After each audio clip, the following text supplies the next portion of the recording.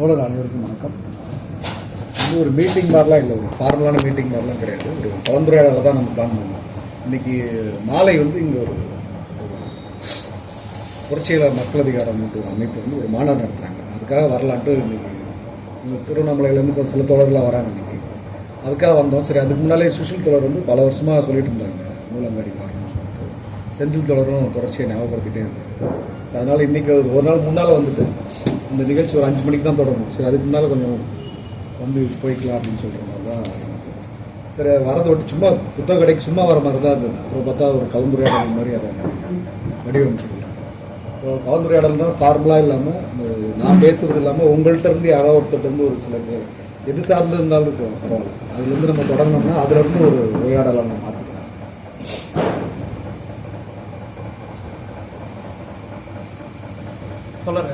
எனக்கு ஒரு சின்ன ஐயம் தான். நான் முதையாக இந்த வாசிப்பு மன்றம் ஏதோ ஒரு கலந்துரையாடல் அப்படின்னா இதை தான் நான் சொல்லுவேன். இந்த இடத்துல நான் கேட்கணும் அப்படின்னா மேற்கு தொடர்ச்சி மலை அப்படின்னு சொல்லிட்டு உங்கள் திரைப்படம் இருக்குது இல்லைங்களா? இதுக்குள்ளே போய் பார்க்கும்போது எனக்கு நேற்றைய தினம் தான் கார்த்தியனன்னு சொல்லிட்டு ஒர்க் பண்ணிட்டு இருந்தார். அவர் எனக்கு இந்த விஷயத்த சொன்னார். ஒரு வாசிப்பு மன்றம் நிகழுது, சார் வராரு அப்படின்னு சொல்லியிருந்தாங்க. சரி, என்ன பண்ணியிருக்காங்க என்னன்னு தேடும்போது உங்களுடைய திரைப்படம் தெரிஞ்சு. இதுக்கு கீழே இந்த கருத்து பெட்டிகள்லாம் வரும் இல்லைங்களா? அதுக்குள்ளே போய் பார்க்கும்போது எல்லாருமே என்னவா சொல்லியிருக்காங்க, அவங்களுடைய கருத்துக்கள் எல்லா விஷயங்களும் என்ன சொல்லியிருக்காங்கன்னா கொண்டாட மறந்த திரைப்படம் அப்படின்ற விஷயத்தையே திருப்பி திருப்பி சொல்லிட்டே இருக்கிறாங்க. அப்போ நிறைய இடத்துல தெரியவே இல்லை அப்படின்னு சொல்கிறாங்க அந்த விஷயம்.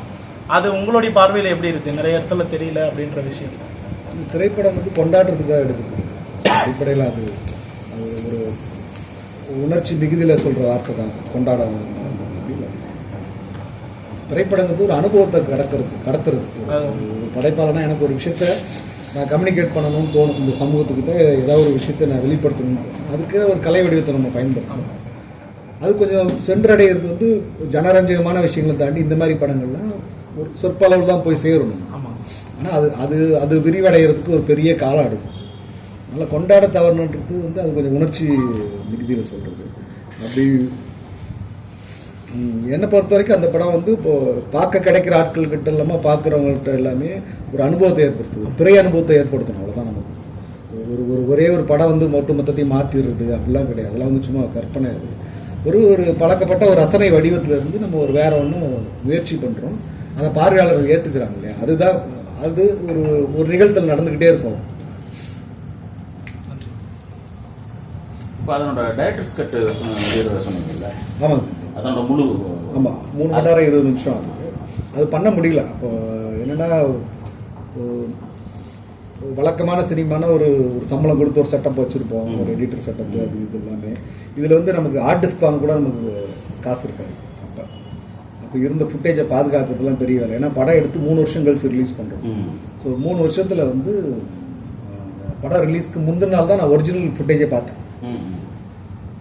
படத்தோட ஒரிஜினல் ஃபுட்டேஜ் இருக்குல்ல, அந்த ஒரிஜினல் ஃபுட்டேஜே நான் அப்போ தான் பார்க்குறேன். அதுக்கு மேலே வெறும் 720 வச்சு தான் ஃபுல்லாகவே எடிட் பண்ணி அதை வச்சு தான் ஃபிலிம் ஃபெஸ்டிவல்ஸ்லாம் அனுப்பிட்டுருந்தோம்.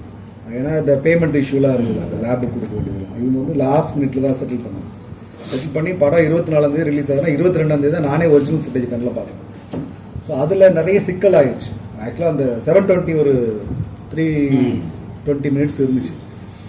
அதில் டப் பண்ணதை அவ்வளோதான் பண்ணோம். நம்ம தேட்டருக்கு தான் டப் பண்ணோம். மீதி எல்லாமே டப் பண்ணி வச்சுட்டோம். மற்ற சிஜி ஒர்க்கோ அந்த மாதிரி ஒர்க்கெல்லாம் எதுவுமே நடக்கலை. ஏன்னா இவங்க பேமெண்ட் இஷ்யூ இருந்ததுனால. ஸோ அதனால் இப்போ நம்ம திரும்ப அதை கை வச்சோம்னா அது ஒரு பெரிய பொருளாதார செலவு. அப்புறம் அந்த ஃபுட்டேஜுமே இப்போ நம்ம கையில் இல்லை. இப்போ காசி சார் எடிட்டராக இருந்தார், அவர்கிட்ட இருந்தது. அவருக்கு அப்போ ஆஃபீஸில் ரன் பண்ண முடியாத ஒரு சூழல். நிறைய படங்கள் இருக்கும்போது அவரோட ஆர்டிஸ்டில் அதை அக்காமடேட் பண்ண முடியல. ஸோ என்ன பண்ணுறாருன்னா அதை நம்மகிட்ட ஹேண்ட் ஓவர் பண்ணிவிட்டு விட்டுறாரு. நம்ம இன்னொரு இடத்துல கொடுக்குறோம். அங்கேருந்து அது ஃபுட்டேஜ் மிஸ் ஆகுது. அந்த மாதிரி நிறைய சிக்கலாச்சு. அந்த ஃபுல் வெர்ஷன் அதனால தான் கிடைக்க முடியாமல் இருந்துச்சு. இல்லாட்டி அது ஒரு அப்பயே பிளான் பண்ணியிருந்தோம். அது 320 சொன்னீங்க, அது பண்ண முடியல. அது ஒரு நாள் நம்ம நரேட் பண்ணலாம் வேணும் எனக்கு அது ஒரு ஸ்பேஸில். எழுத்து வடிவில் அது எழுத்தில் இருக்குது. இப்போ என்னால் அப்படியே அந்த கதையை அந்த கதையை சொல்லிட முடியும். அதை எழுதும்போது எப்படி எடுத்தோம்னா டைரக்டர்ஸ் கட்டு 3 hours பிளான் பண்ணி தான் எழுதி தேட்டருக்கு வர போகிறது 2 மணி நேரம், ஃபெஸ்டிவல்ஸுக்கு போகிறது 90 minutes. இப்படி இப்படி அந்த எடிட் மைண்டோட தான் எழுதியும் முடிச்சிருக்கோம். எது பார்த்தாலும் மிஸ் ஆகக்கூடாதுன்ற மாதிரி. அது பப்ளிஷ் பண்ண முடியாதுல்ல? அது பண்ணலாம், புத்தகமா பண்ணலாம், திரைக்கதை வடிவமா தோண வைக்கிறது புத்தகமா பண்ணலாம். அது நிறைய இந்த மாதிரி இதில் வந்து தயாரிப்பு சிக்கல் வந்து டிஜிட்டல் இதில் வந்து ரொம்ப சிக்கல் இருக்குது. ஏன்னா அந்த நேரத்தில் வந்து இப்போ அது பெருசாக நமக்கு தோணும், ஒரு 10,000 ரூபாய் தான் ஹார்ட் டிஸ்க். அந்த நேரத்தில் நமக்கு அது 10,000 ஹார்ட் டிஸ்க்கான ஸ்பேஸ் இருக்குது நமக்கு இருக்காது. அது இருந்தால் வேற ஒரு வேலை பார்த்துருப்போம் நம்ம. அது படம் ரிலீஸ்க்கு முந்தின நாள் தான் நானே ஒரிஜினல் ஃபுட்டேஜே பார்த்தேன்.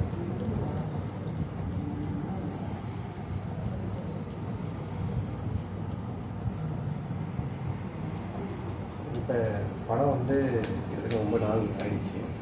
இப்போ வரைக்கும் அது பேசப்பட்டு தான் வந்துட்டு இருக்கு. அதுக்கான காரணம் வந்து நீங்கள் சொன்ன ஃபஸ்ட்டு ஆரம்பிச்சு அந்த அனுபவ ரீதி.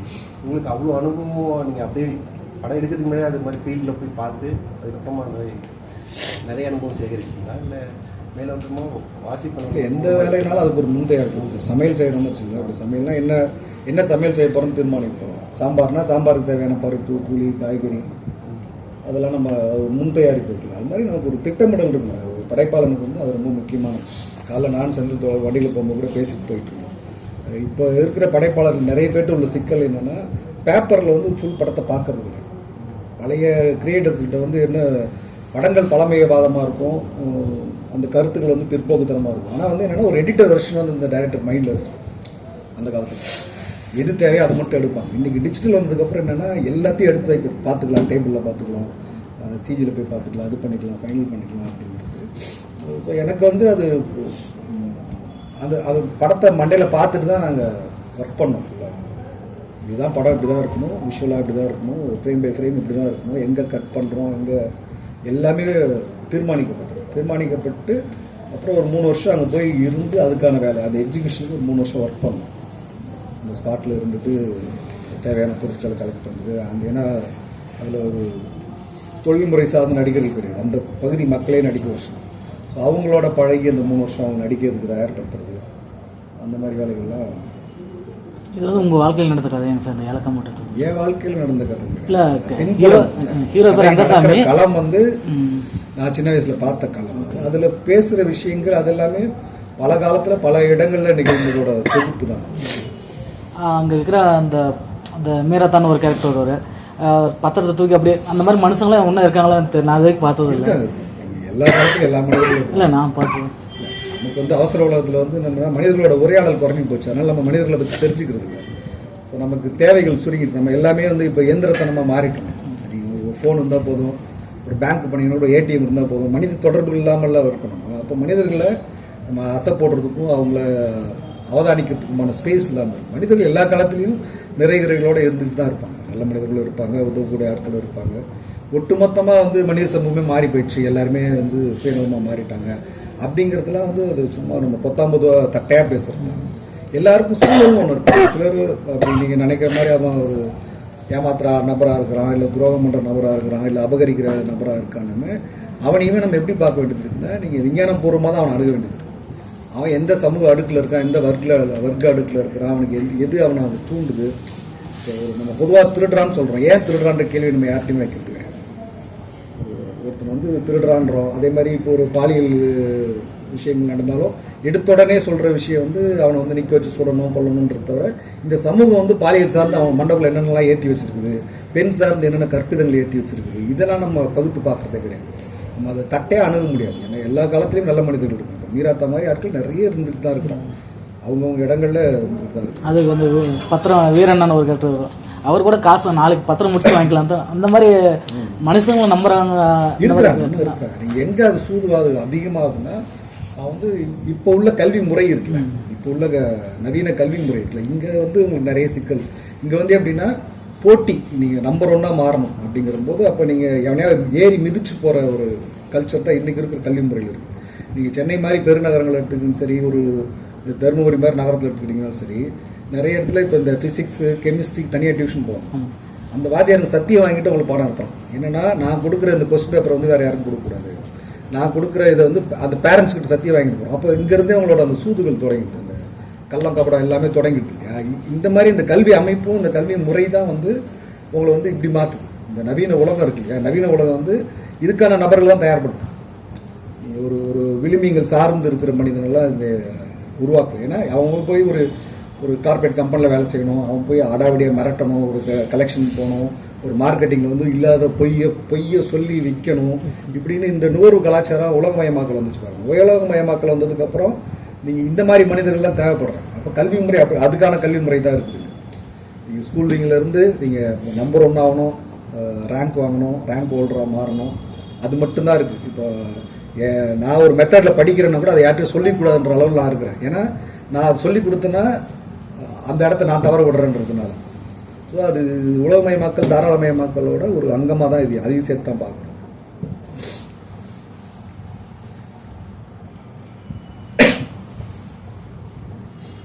தனி மனித ரீதியில இது எப்படி மாற்றலான்றது தனி மனித ஒழுக்கம், தனி மனிதன்லாம் அதெல்லாம் இல்லை, பொதுவாக சொல்கிறேன். தனி மனிதன் ஒரு சமூகத்திலேருந்து ஒரு முறையும் கல்வியும் பெறப்படணுமே தவிர, பொதுவாக சொல்லுவாங்களா தனி மனித ஒழுக்கம் இல்லைன்னு, அது எங்கேருந்து வரும்?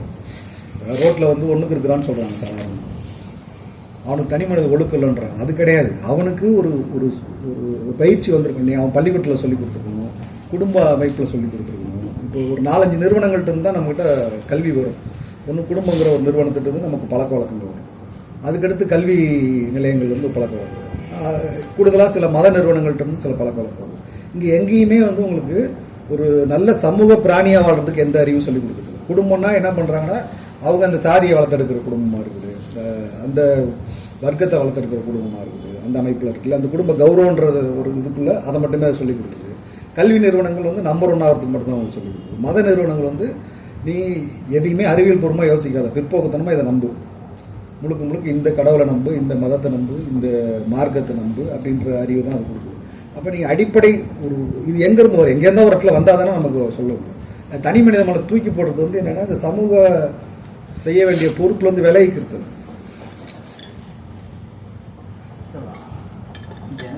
எஸ்பி ஜெர்னலிஸ்ட் சார் ஒரு இடத்துல மார்க் சொன்னதான் சொன்னார் சார், அது நான் படிச்சதில்லை. தனி மனித மாறினா சமூகம் மாறாது, சமூகம் மாறினா தான் தனி மனித மாற முடியும் அப்படின்ற ஒரு கோட் சொன்னதாக சொல்றாரு சார். அது தனி மனிதன்றது அதாவது ரொம்ப சிம்பிளான லாஜிக்காக நம்ம புரிஞ்சுக்கணும். நமக்கு எதுவானாலும் 5 புலன்கள் வரையாவது நம்ம அறியப்படுது. ஒன்று செவி வழியாக செய்திகள் வந்து வரணும், இல்லை நம்ம பார்த்து உணரணும், பட்டு உணரணும், தொட்டு உணரணும். இப்படி 5 புலன்கள் வழியாக தான் நீங்கள் செய்திகளை வந்து உள்ளே வாங்கிக்க முடியும் இல்லையா? அப்போ எங்கேருந்தோ ஒரு இடத்துல உங்களுக்கு வரணும்ல. இது நான் உட்காந்து தனி மனிதனா நான் உட்காந்து நான் தியானம் பண்ணுறது, யோசிக்கிறது, போதி மரத்தில் உட்காந்து நான் ஞானம் வரதுன்றதுல அதெல்லாம் ஏமாற்றுவாங்க. நீங்கள் சமூகம் தான் டிஸ்கஸ் பண்ணணும்.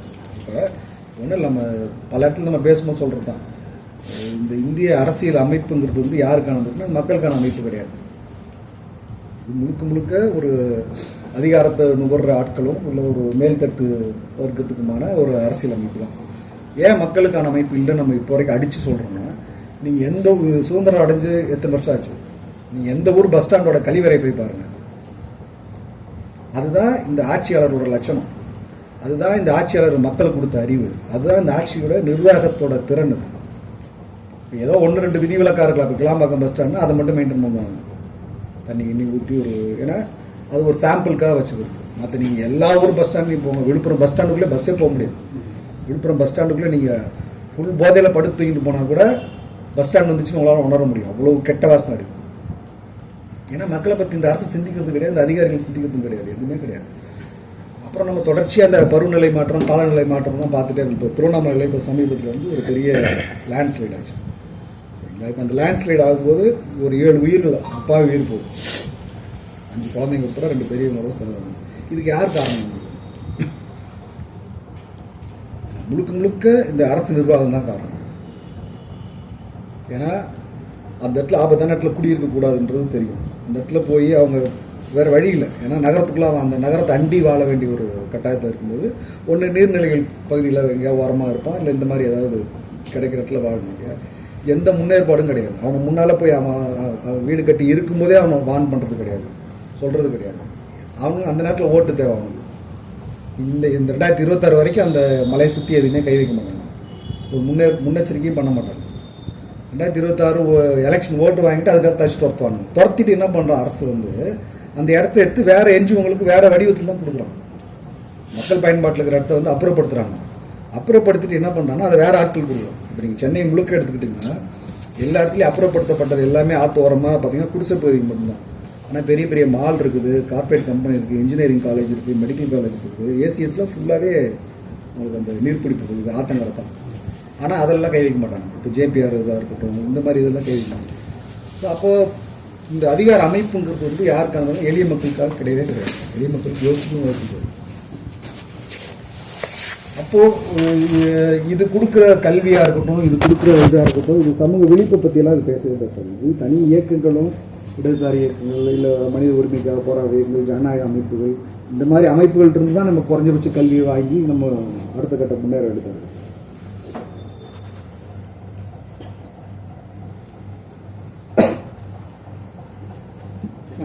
கடமைனா என்ன சார், கொள்கைனா என்ன? இப்போ கடமைனா வந்து வள்ளுவரே வந்து சொல்லியிருக்காரு, எவ்வளோ பெரிய சந்தோஷமான சூழ்நிலை கூட வந்து நீங்கள் உங்கள் கடமையை செய்யாமல் இருந்தால் பெரிய துன்பத்துக்கு வந்து நீங்கள் ஆளாவீங்கன்னு சொல்லிட்டு. இப்போ வந்து ஒரு சில பேர் அதே சொல்கிறாங்க, என்னடா இந்த வேலையை கடமைக்குன்னு செய்கிறேன், அதேமாதிரி அலட்சியமாகவும் சொல்கிறாங்க.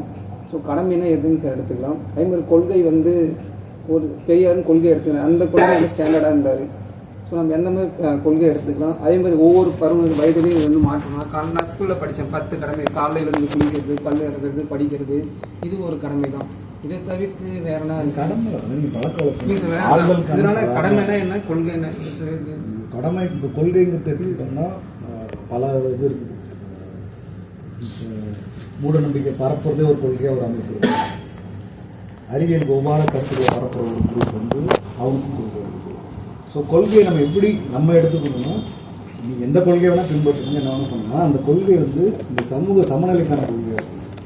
மனிதனை சக மனிதனை மதிக்கிற கொள்கையாக இருக்குது. ஏற்றத்தாழ்வு கற்பிக்காத கொள்கையாக இருக்குது. சுரண்டல் இல்லாத கொள்கையாக இருக்குது. அதான் நம்ம ஆராய்ச்சி பண்ண வேண்டியது. நீங்கள் கொள்கையில் நிறைய இருக்குது. மக்கள் விரோதமாக செயல்படுற கொள்கை நிறைய இருக்குது. மக்களை வந்து ஒரு குறிப்பிட்ட சாதியை வந்து மேலே கொண்டு வராமல் அப்படியே வச்சுருக்கிற கொள்கை இருக்குது, நிறைய இருக்குது. ஸோ அப்போ நம்ம கொள்கையை நம்ம எப்படி வகுத்துக்கணும்னா, அந்த கொள்கையை வந்து சமத்துவத்தை நோக்கி இருக்கும், சகோதரத்துவத்தை நோக்கி இருக்கும், சுதந்திரத்தை நோக்கி இருக்கும். அந்த கொள்கைகளை தான் நம்ம வந்து கொள்கையாக நம்ம பிடிச்சிக்க வேண்டியது. கடமைங்கிறது வந்து அதுக்கு அடுத்து அதோட உட்பிரிவு தான். நீங்கள் கொள்கையை ஏற்றுக்கிட்டிங்கன்னா அது உங்களோட ரொட்டீனு, உங்களோட டியூட்டிஸு, அதுக்கு நீங்கள் பண்ணுற பயிற்சி, அதுதான் கடமைகளை நம்ம. தனி மனிதர்கள் நான் முன்னேறதுக்கு எனக்காக இந்த கொள்கை, தனி மனிதன் அதான் சொல்லுவாங்க. எனக்காக நீங்கள் பிரிக்கவே முடியாது. சமூகத்துலேருந்து தனி மனிதனாக நீங்கள் பிரிச்சுக்கிட்டிங்கன்னா, ஒன்று நீங்கள் ஒரு செல்லை அடிச்சு நீங்கள் ஒரு கம்மில் உட்காந்துக்கணும். அது தனி மனிதன் ஒன்று கிடையவே கிடையாது. ஏன்னா நீங்கள் வீட்டை விட்டு இறங்குறீங்க, இல்லை வீட்டுக்குள்ளேயே 2-3 பேரோட இருக்கீங்கன்னாலே அது ஒரு சமூகம் சார்ந்த ஒரு செயல்பாடு தான். ஒரு வாழ்தலே சமூக செயல்பாடு தான். தனி மனித செயல்பாடுன்னு ஒன்றுமே கிடையவே கிடையாது. நீங்கள் போய் நான் எல்லாத்தையும் விட்டுட்டு நான் தனியாக இருக்கேன்னு இருந்தால் கூட அதுவும் ஒரு சமூக செயல்பாடு தான். ஸோ தனி மனிதனுக்குன்னு கொள்கை அப்படியெல்லாம் ஒன்றும் கிடையாது. அப்படி நீங்கள் உங்களுக்கு ஒன்று தேவைன்னா கூட அதுவுமே இந்த சமூக சமத்துவத்தை நோக்கி தான் இருக்கும். சமூக சமத்துவத்துக்கான என்னோட பங்களிப்பு என்ன நான் விட்டு போகிறேன். தனி மனிதனாக நீங்கள் வாழ்கிறீங்க, தனி மனிதராகவே நான் ஒரு இதை பின்பற்றி செயல்படுச்சா கூட அந்த செயல்பாடு வந்து இந்த சமூகத்தோட சமநிலைக்கான பங்களிப்பாக இருக்கும். ஒரு கேள்வி இருக்கு. ஸோ எல்லாருமே வந்து ஒரு பர்ஸ்பெக்டிவ்ல வாழ்ந்துட்டு இருக்காங்க. இப்போ நான் பார்க்கறது கரெக்டு, நான் பண்ணுறது கரெக்டு. ஸோ நீங்கள் கூட சொன்னீங்க, ஒரு ரேபிஸ்ட்டுக்கு அவனோட பர்ஸ்பெக்டிவ் கரெக்டாக இருந்திருக்கும். ஸோ அதனால அவன் அந்த தப்பு அப்படின்னு பண்ணுறான். சொசைட்டிக்கு ஒரு விஷயம் சரி தவறு அப்படின்ட்டு இருக்கு, ஒரு வரைமுறைகள் இருக்கு. ஸோ இப்போ வந்து சில பேர் சொல்லுவாங்கள்ல, ஒரு விஷயம் கரெக்டு தப்பு அப்படின்னு இந்த உலகத்தில் கிடையாது, அது அவங்களுடைய கண்ணோட்டம் அப்படின்னு சொல்லுவாங்க. ஸோ அது அப்படி இருக்கும்போது இப்போ இது எல்லாருமே ஒன்று அப்படின்னு நினைக்கிற ஒரு கூட்டம் இருக்கு, இல்லை அவன் நம்மளுக்கு கீழே அப்படின்னு நினைக்கிற ஒரு கூட்டம் இருக்கு. அதேமாரி எப்படி வாழ்ந்துடலாம் அப்படி அந்த மாதிரியான கூட்டங்கள் நிறைய இருக்கு. ஸோ அப்படிங்கும்போது இப்போ ஒரு கருத்தியல் கூட வந்து நம்ம போய் திணிக்கிற மாதிரி தான் இருக்கும். ஃப்ரீடம், தனி மனித ஃப்ரீடம்னு ஒன்று இருக்கு. ஸோ ஒரு கருத்தியலை வந்து ஃபர்ஸ்ட் சொல்லும் போது இது எப்படி சரியா இருக்கும், சமத்துவன்ற கருத்து கூட எப்படி சரியா இருக்கும் அப்படின்றது என்னோட கேள்வி. சமத்துவம் தான் சரி, எப்படி சரியா இருக்கும் கேட்கறது வந்து விலங்குகளுக்கு அந்த கேள்வி இல்லாமல் இருக்கும், பறவைகளுக்கு இருக்கலாம், பூச்சிக்கு இருக்கலாம், மற்ற உயிரினங்களுக்கு. மனிதனுக்கு அப்படி இருக்கக்கூடாது. மனிதன் நாகரிகம்னு ஒன்று இருந்தால் சமத்துவம், ஒரு உச்சம்னு ஒன்று இருந்தால் சமத்துவமாக தான் வரும். ஏன்னா மனிதனுக்கு இந்த இயற்கையோடு எதிர்த்து போராடுற உழைக்கிற திறன் இருக்குது, பண்பு இருக்குது, சிந்திக்கிற ஆற்றல் இருக்குது. ஸோ அப்போ அந்த ஆற்றலை வந்து நீங்கள் சமத்துவத்தை நோக்கி தான் பயன்படுத்தும். ஸோ அப்படி எப்படி பாசிபிள்ன்ற சார்? எல்லாருமே வெவ்வேறு கருத்தியலோட இருக்கும்போது அது எப்படி அது சாத்தியம்? காரணம் ரொம்ப சிம்பிள். மனுஷன் வந்து தன்னை எப்படி நினச்சிக்கிறான்னா, இந்த பூமியில் ஒரு தனி ஒரு சிறப்பான ஒரு உயிரினம்னு நினச்சிக்கிறான். அப்படிலாம் கிடையாது. அதனால தான் அவங்களுக்கு வந்து இந்த பிறவியை பற்றி பேசுகிறான், அது இதுன்னு பேசுகிறான், கர்மான்றான், இந்த மாதிரிலாம் சொல்கிறான். ஏன்னா ஆனால் டெய்லி 1000 கரப்பாம்பூச்சி சாகுது. அது என்ன ஆகுதுன்னா பற்றி நம்ம யோசிக்கிறது கிடையாது. இல்லை அதுங்களுக்குள்ள அது இந்த ஜென்மத்தில் அதுவாக இருப்பா அதுவாக இருக்கும் அதெல்லாம் நம்ம பேசுகிறோம். மனுஷன் மட்டும்தான் பிரத்யேகமாக வந்து இந்த பூமியே நமக்காக படைக்கப்பட்டது, இந்த பிரபஞ்சமே நமக்காக படைக்கப்பட்டது அப்படிங்கிற திமிரில் இருக்கிறது தான் முக்கியமான காரணம். நான் தான் அவனும் ஒரு உயிரினம். ஆனால் எனக்கு ஒரு சிந்திக்கு தெரிஞ்சு நான் உயிரினம்னு நினச்சி அவன் மூவ் ஆக மாட்டேன். நான் வந்து ரொம்ப ஸ்பெஷல்னு நினச்சிக்கிறேன். இன்னைக்கு பருவநிலை மாற்றத்துக்குலாம் முக்கியமான காரணம் மனிதனோட இந்த தன்மை தான். மனிதன் வந்து எல்லாத்தையும் ஆக்கிரமிக்கணும், இது அந்த பேராசை, ஒரு செல்வத்தை சேர்க்கணும் அப்படின்னு அந்த நிறுவனங்களோட போட்டி, அதோட தொடர் வேலை, ட்ரைனிங் ஒர்க்கு, இது எல்லாமே என்னென்னா மனுஷன் வந்து தன்னை வந்து பெரிய ஒரு இந்த உலகத்தை விட்டு தனிச்சு காட்டிக்கிறது. எல்லாமே எனக்காக மட்டுமே படைக்கப்பட்டது அப்படிங்கிற அந்த சிக்கல் தான்.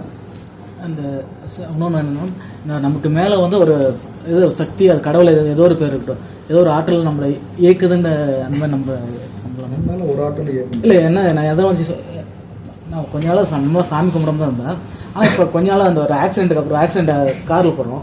போகிறதுக்கு முன்னாடி என்னோட உள்ளுணர்வு என்னன்னா, நம்ம கார் போய் இன்னொரு இடத்துல இடிக்குன்னு முன்கூட்டியே நான் ஃபீல் பண்ணேன். ஆனால் அன்னைக்கு அதே ஒரு அரை மணி நேரத்தில் கார் ஆக்சிடென்ட் ஆயிடுச்சு. அந்த உணர்வு வந்து எனக்கு முன்னாடியே வந்துச்சு. இது வந்து ஃபாஸ்ட்டாக போகிறதுனால வரலாம், நீங்கள் வேகமாக போனால் அந்த ஆபத்து ஏற்படுன்ற ஒரு ஃபீல். இல்லை, இந்த இடிக்கிற உணர்வு எனக்கு முன்னாடியே வந்துச்சு. நான் அந்த வேடு இதுக்காக சொல்ல வரல, ஆனால் கண்டிப்பாக நான் அதை உணர்ந்தேன். இந்த ஒரு விஷயத்துக்காக நான் சொல்லுவேன். சாலையில் போனீங்கன்னாவே உங்களுக்கு அந்த அன்னைக்கு மட்டும் இல்லை, எல்லா நாளுமே ஒரு அச்சம் இருக்கும். சரிங்களா? சாலைக்குள்ளே நம்ம இறங்கினாவே நமக்கு இயல்பாக என்ன ஆகும்னா, ஏதாவது ஒன்று ஆயிடுச்சு என்ன ஆகுறது, அச்சம் இருக்கும். அது வந்து அன்னைக்கு உங்களுக்கு அது கோயின்சிடென்ட், அது சேர்ந்து கனெக்ட் ஆகி இல்லை. இன்னொரு விஷயம் சொல்கிறேன். என்னோட தம்பி வந்து இறந்துட்டான். அவன் வந்து பார்த்தீங்கன்னா எங்கள் அம்மா வெள்ளிக்கிழமை வந்து கனவு, அது அவங்களுக்கு ஒரு தூக்கத்துலேருந்து சாமி வைப்ரேஷன் மாதிரி ஒரு பண்ணுவாங்க. நான் இப்போ வரைக்கும் கிண்டல் தான் பண்ணியிருந்தேன் ஆரம்பத்தில்.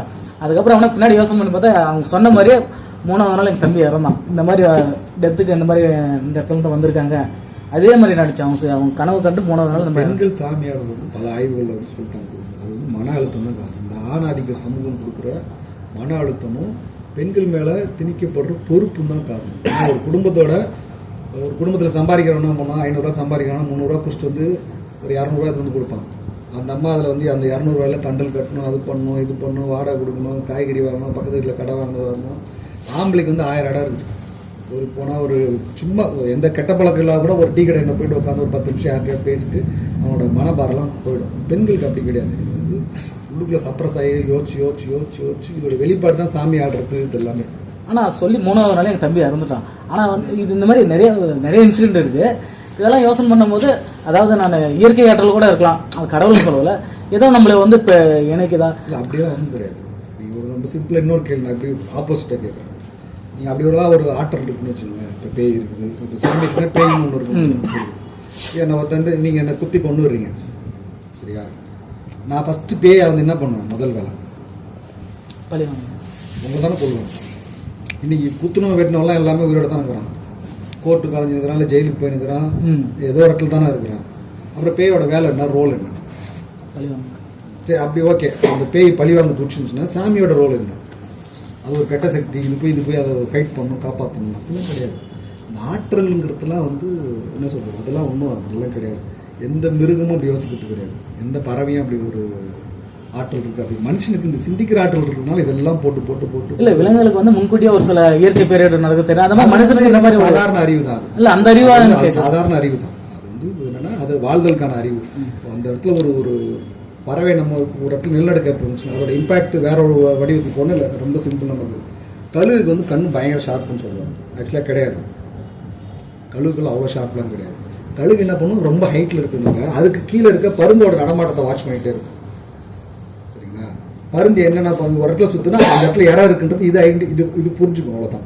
இந்த பருந்து எதை வச்சு இது பண்ணணும்னா, இதுக்கு கீழே ஒரு செக்டர் ஒரு பறவை போட்டு இருக்கும், இல்லை வேற ஒரு இது இருக்கும்.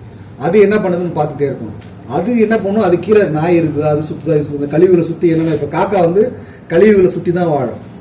மனித கழிவுகளோ மனித சார்ந்த கழிவுகளை சாப்பிட்டுக்கிட்டு தான் அந்த குப்பை குளத்தை பொறுக்கின்னு தான் வாழும். அப்போ இந்த காக்காய் தான் இந்த பருந்துங்க வாட்ச் பண்ணும். இந்த பருந்தோட அசைவை வச்சு என்ன பண்ணும், கழுகு வந்து மேலே இருந்து அப்போ அந்த இடத்துல இவ்வளோ தான், இதுதான் லாஜிக். நம்ம ஆனால் பொதுவாக நம்ம வெளியிலேருந்து பார்க்கும்போது நம்ம என்ன சொல்றது, கண்ணு பயங்கரமான ஷார்ப், மேலேருந்து பார்க்க அப்பதான் கிடையாது. அதே மாதிரி தான் இயற்கையிலையுமே வந்து நீங்கள் அங்கே ஒரு விஷயம் நடக்குதுன்னா அதோட இம்பாக்ட் வேற ஒரு வடிவத்தில் தெரியும். அதோட ஒரு காற்றோட திசையாக இருக்கட்டும், ஒரு வெப்பமாக இருக்கட்டும், ஒரு உஷ்ணமாக இருக்கட்டும், இது அவங்களுக்கு அந்த பழக்கம். இதே நீங்கள் கிராமத்தில் இருப்பாங்க, இந்த கிராம வாழ்க்கையில் டிவி அந்த மாதிரி இந்த ஃபோன் இந்த மாதிரி கேஜெட்ஸோட தொடர்பு இல்லாமல் அந்த காலத்தில் வாழ்ந்த நிறைய பேர் நம்ம பார்த்துருப்போம் இல்லையா. கிராமத்தில் பாட்டி வீட்டுக்குள்ளே உட்காந்துட்டே இருப்பாங்க. அந்த உஷ்ணத்துலேருந்து கொஞ்சம் மாற்றம் ஏற்படும் போது போய் துணி காயப்படுறது வெளியே எடுத்துட்டோன்னு சொல்லுவாங்க. அது வந்து அந்த பருவநிலையோட ஒட்டி வாழும்போது உள்ள அந்த பழக்க வழக்கத்தினால வருது. அது ஸ்பெஷல் குவாலிட்டியெல்லாம் கிடையாது. அது வந்து ஒரு சர்வைவலில் கிடைக்கிற ஒரு அனுபவம் தான். சார், நான் அவரோட கருத்துக்கு ஒரு பாசிட்டிவானு சொல்கிறேன். அப்புறம் நீங்கள் மறுத்து சொல்லணும்னு நினச்சேன்.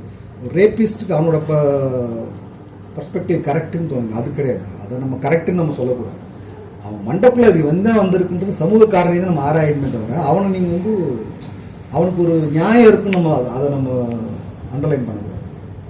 ஓகே ஓகே சார், அவரோட கருத்துக்கு நான் ஒரு விஷயம் சொல்கிறேன். இப்போது ஒரு 100 இயர்ஸ்க்கு முன்னாடி போயிட்டு ஒரு ஸ்மார்ட் ஃபோனை காட்டியிருந்தா அது இல்லை, அப்படி இதனடா இது பைத்தியகாரத்தனமாக இருக்குது அப்படின்னு சொல்லியிருப்பாங்க.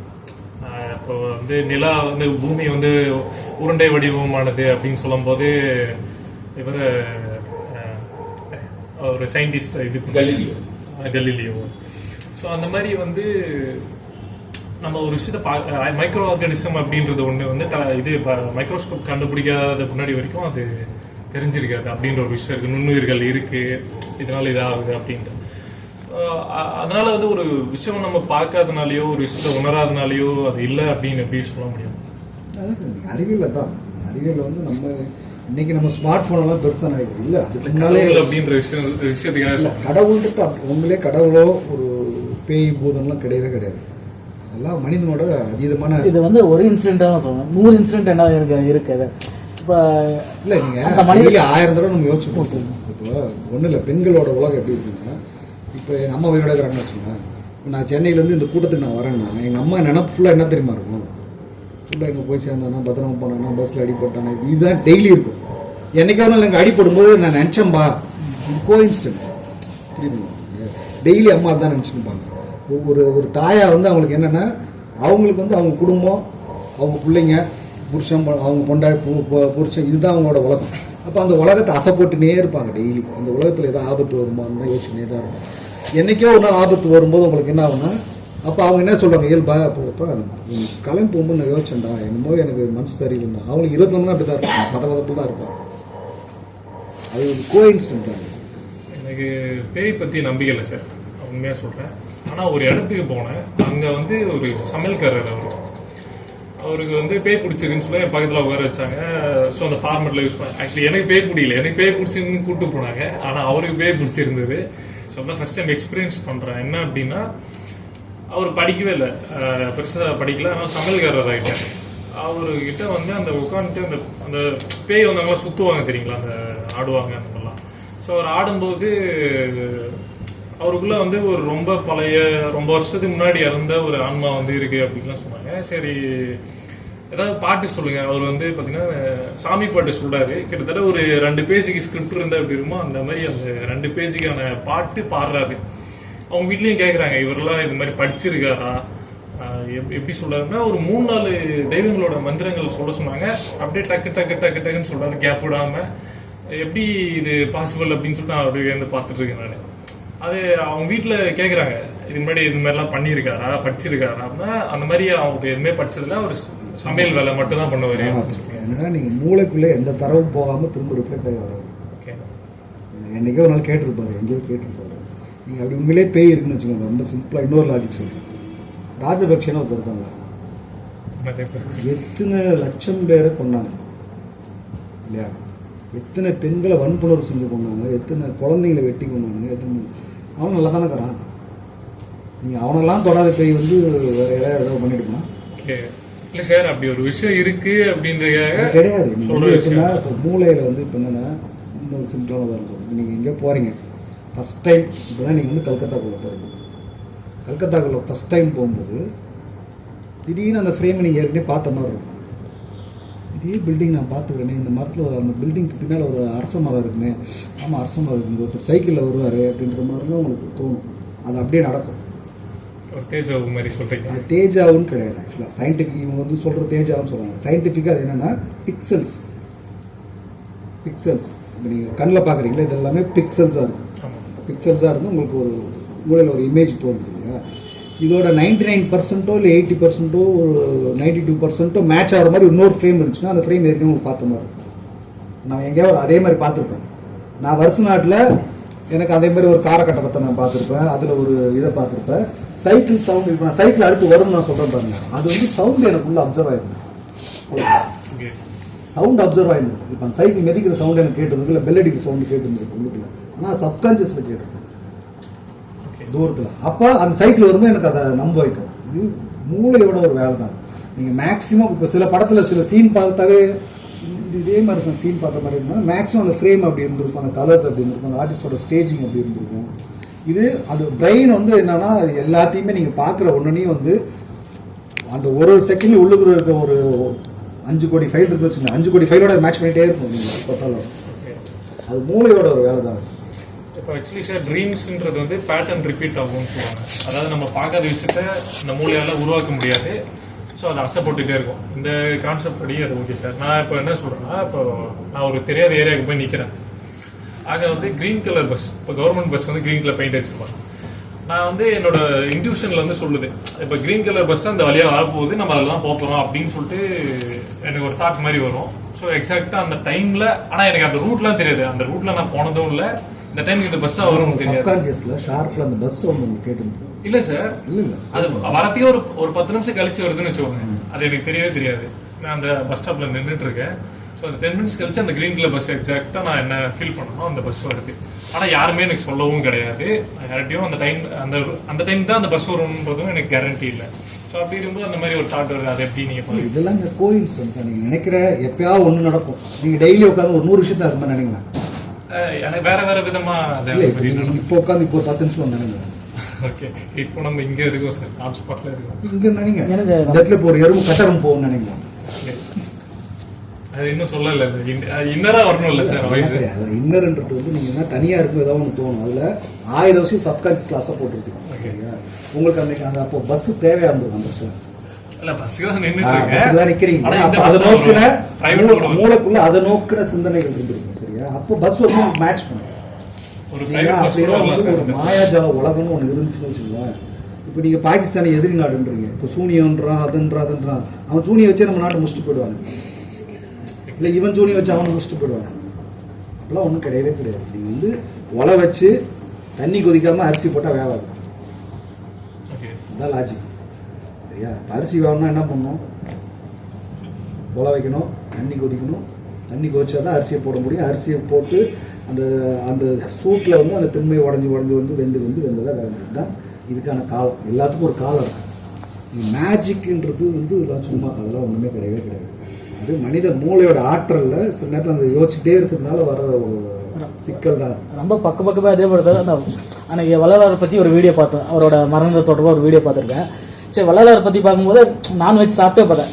வள்ளலார் எனக்கு ஒரு மனசில் ஒரு ஊரத்தில் இருந்துச்சு. இடைப்பட்சி நான்வெஜ்னு சொல்லாதீங்க, வெஜ்ஜு. அதாவது எப்படின்னா, இந்த ஃபஸ்ட்டு உலகத்தில் வெஜிடேரியன் ஒன்று கிடையாது.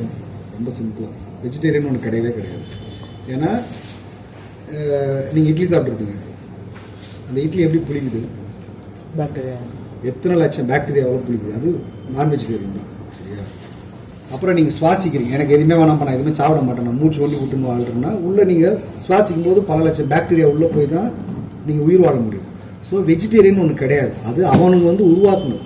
அதை எப்படி சொல்லணும், என்ன டேர்மில் சொல்லணும்னா மீட்டேரியன் நான் மீட்டேரியன் தான் சொல்லணும் நியாயமாக. அதாவது மாமிசம் சாப்பிட்றவங்க மாமிசம் சாப்பிடாதவங்க தான் சொல்லணும். ஆனால் அவன் என்ன பண்ணுறான், தன்னை பிரதானப்படுத்திக்கிறதுக்காக வெஜ் நான்வெஜ்னு உங்களை கட்டமைக்கிறான். ஆக்சுவலாக உலகத்திலோட உண்மையான டேர்ம்னு பார்த்தீங்கன்னா மீட்டேரியன் நான் மீட்டேரியன் தான். அதாவது மாமிசம் சாப்பிட்றவங்க மாமிசம் சாப்பிடாதவங்க. அப்படி மாமிசம் சாப்பிட்டா ஒருத்தமே கிடையவே கிடையாது. நீங்கள் தோசை சாப்பிட்டாலும் அதில் நான்வெஜ் இது மாமிசம் இருக்குது, அளவு தான் வேறையாக இருக்கும். ஒரு கோழி இவ்வளோ பெருசாக இருந்திருக்கும், பாக்டீரியா இவ்வளோ சின்னதாக இருக்கும். ஆனால் உயிர் தான். இல்லை அந்த வீடியோ பார்க்கும்போது சரி இவர் இறைச்சி உண்ணக்கூடாதுன்னு சொல்கிறேன். அந்த இதுக்கு நான் வச்சுட்டு சரி வேறு அப்புறமேட்டு வேறு வாட்ஸ்அப் போகிறேன். அப்போ போன அங்கேயும் வள்ளலார் போட்ட உடனே அந்த குரூப்பில் வந்து வள்ளலார் பற்றி இது போட மாட்டேன். இன்சிடென்ட் யாரோ ஒருத்தர் வள்ளலார் அந்த இன்சிடென்ட் பார்த்தீங்கன்னா இது இந்த டிஜிட்டல் வேர்ல்டு வந்து அல்காரிதம் தான். நீங்கள் வந்து இங்கே உட்காந்து நான் வந்து ஒரு கிறிஸ்டபர் நோலனை பற்றி ஒரு 10 தடவை சொன்னால் எனக்கு மெயில்லையோ என்னோட யூடியூப்லேயோ வந்து அது வந்துடும். ஏன்னா என்னோட மைக்ரோஃபோன் ஆன்லேயே இருக்கும் 24 hours, என்னோட கேமரா ஆன்லேயே இருக்கும்.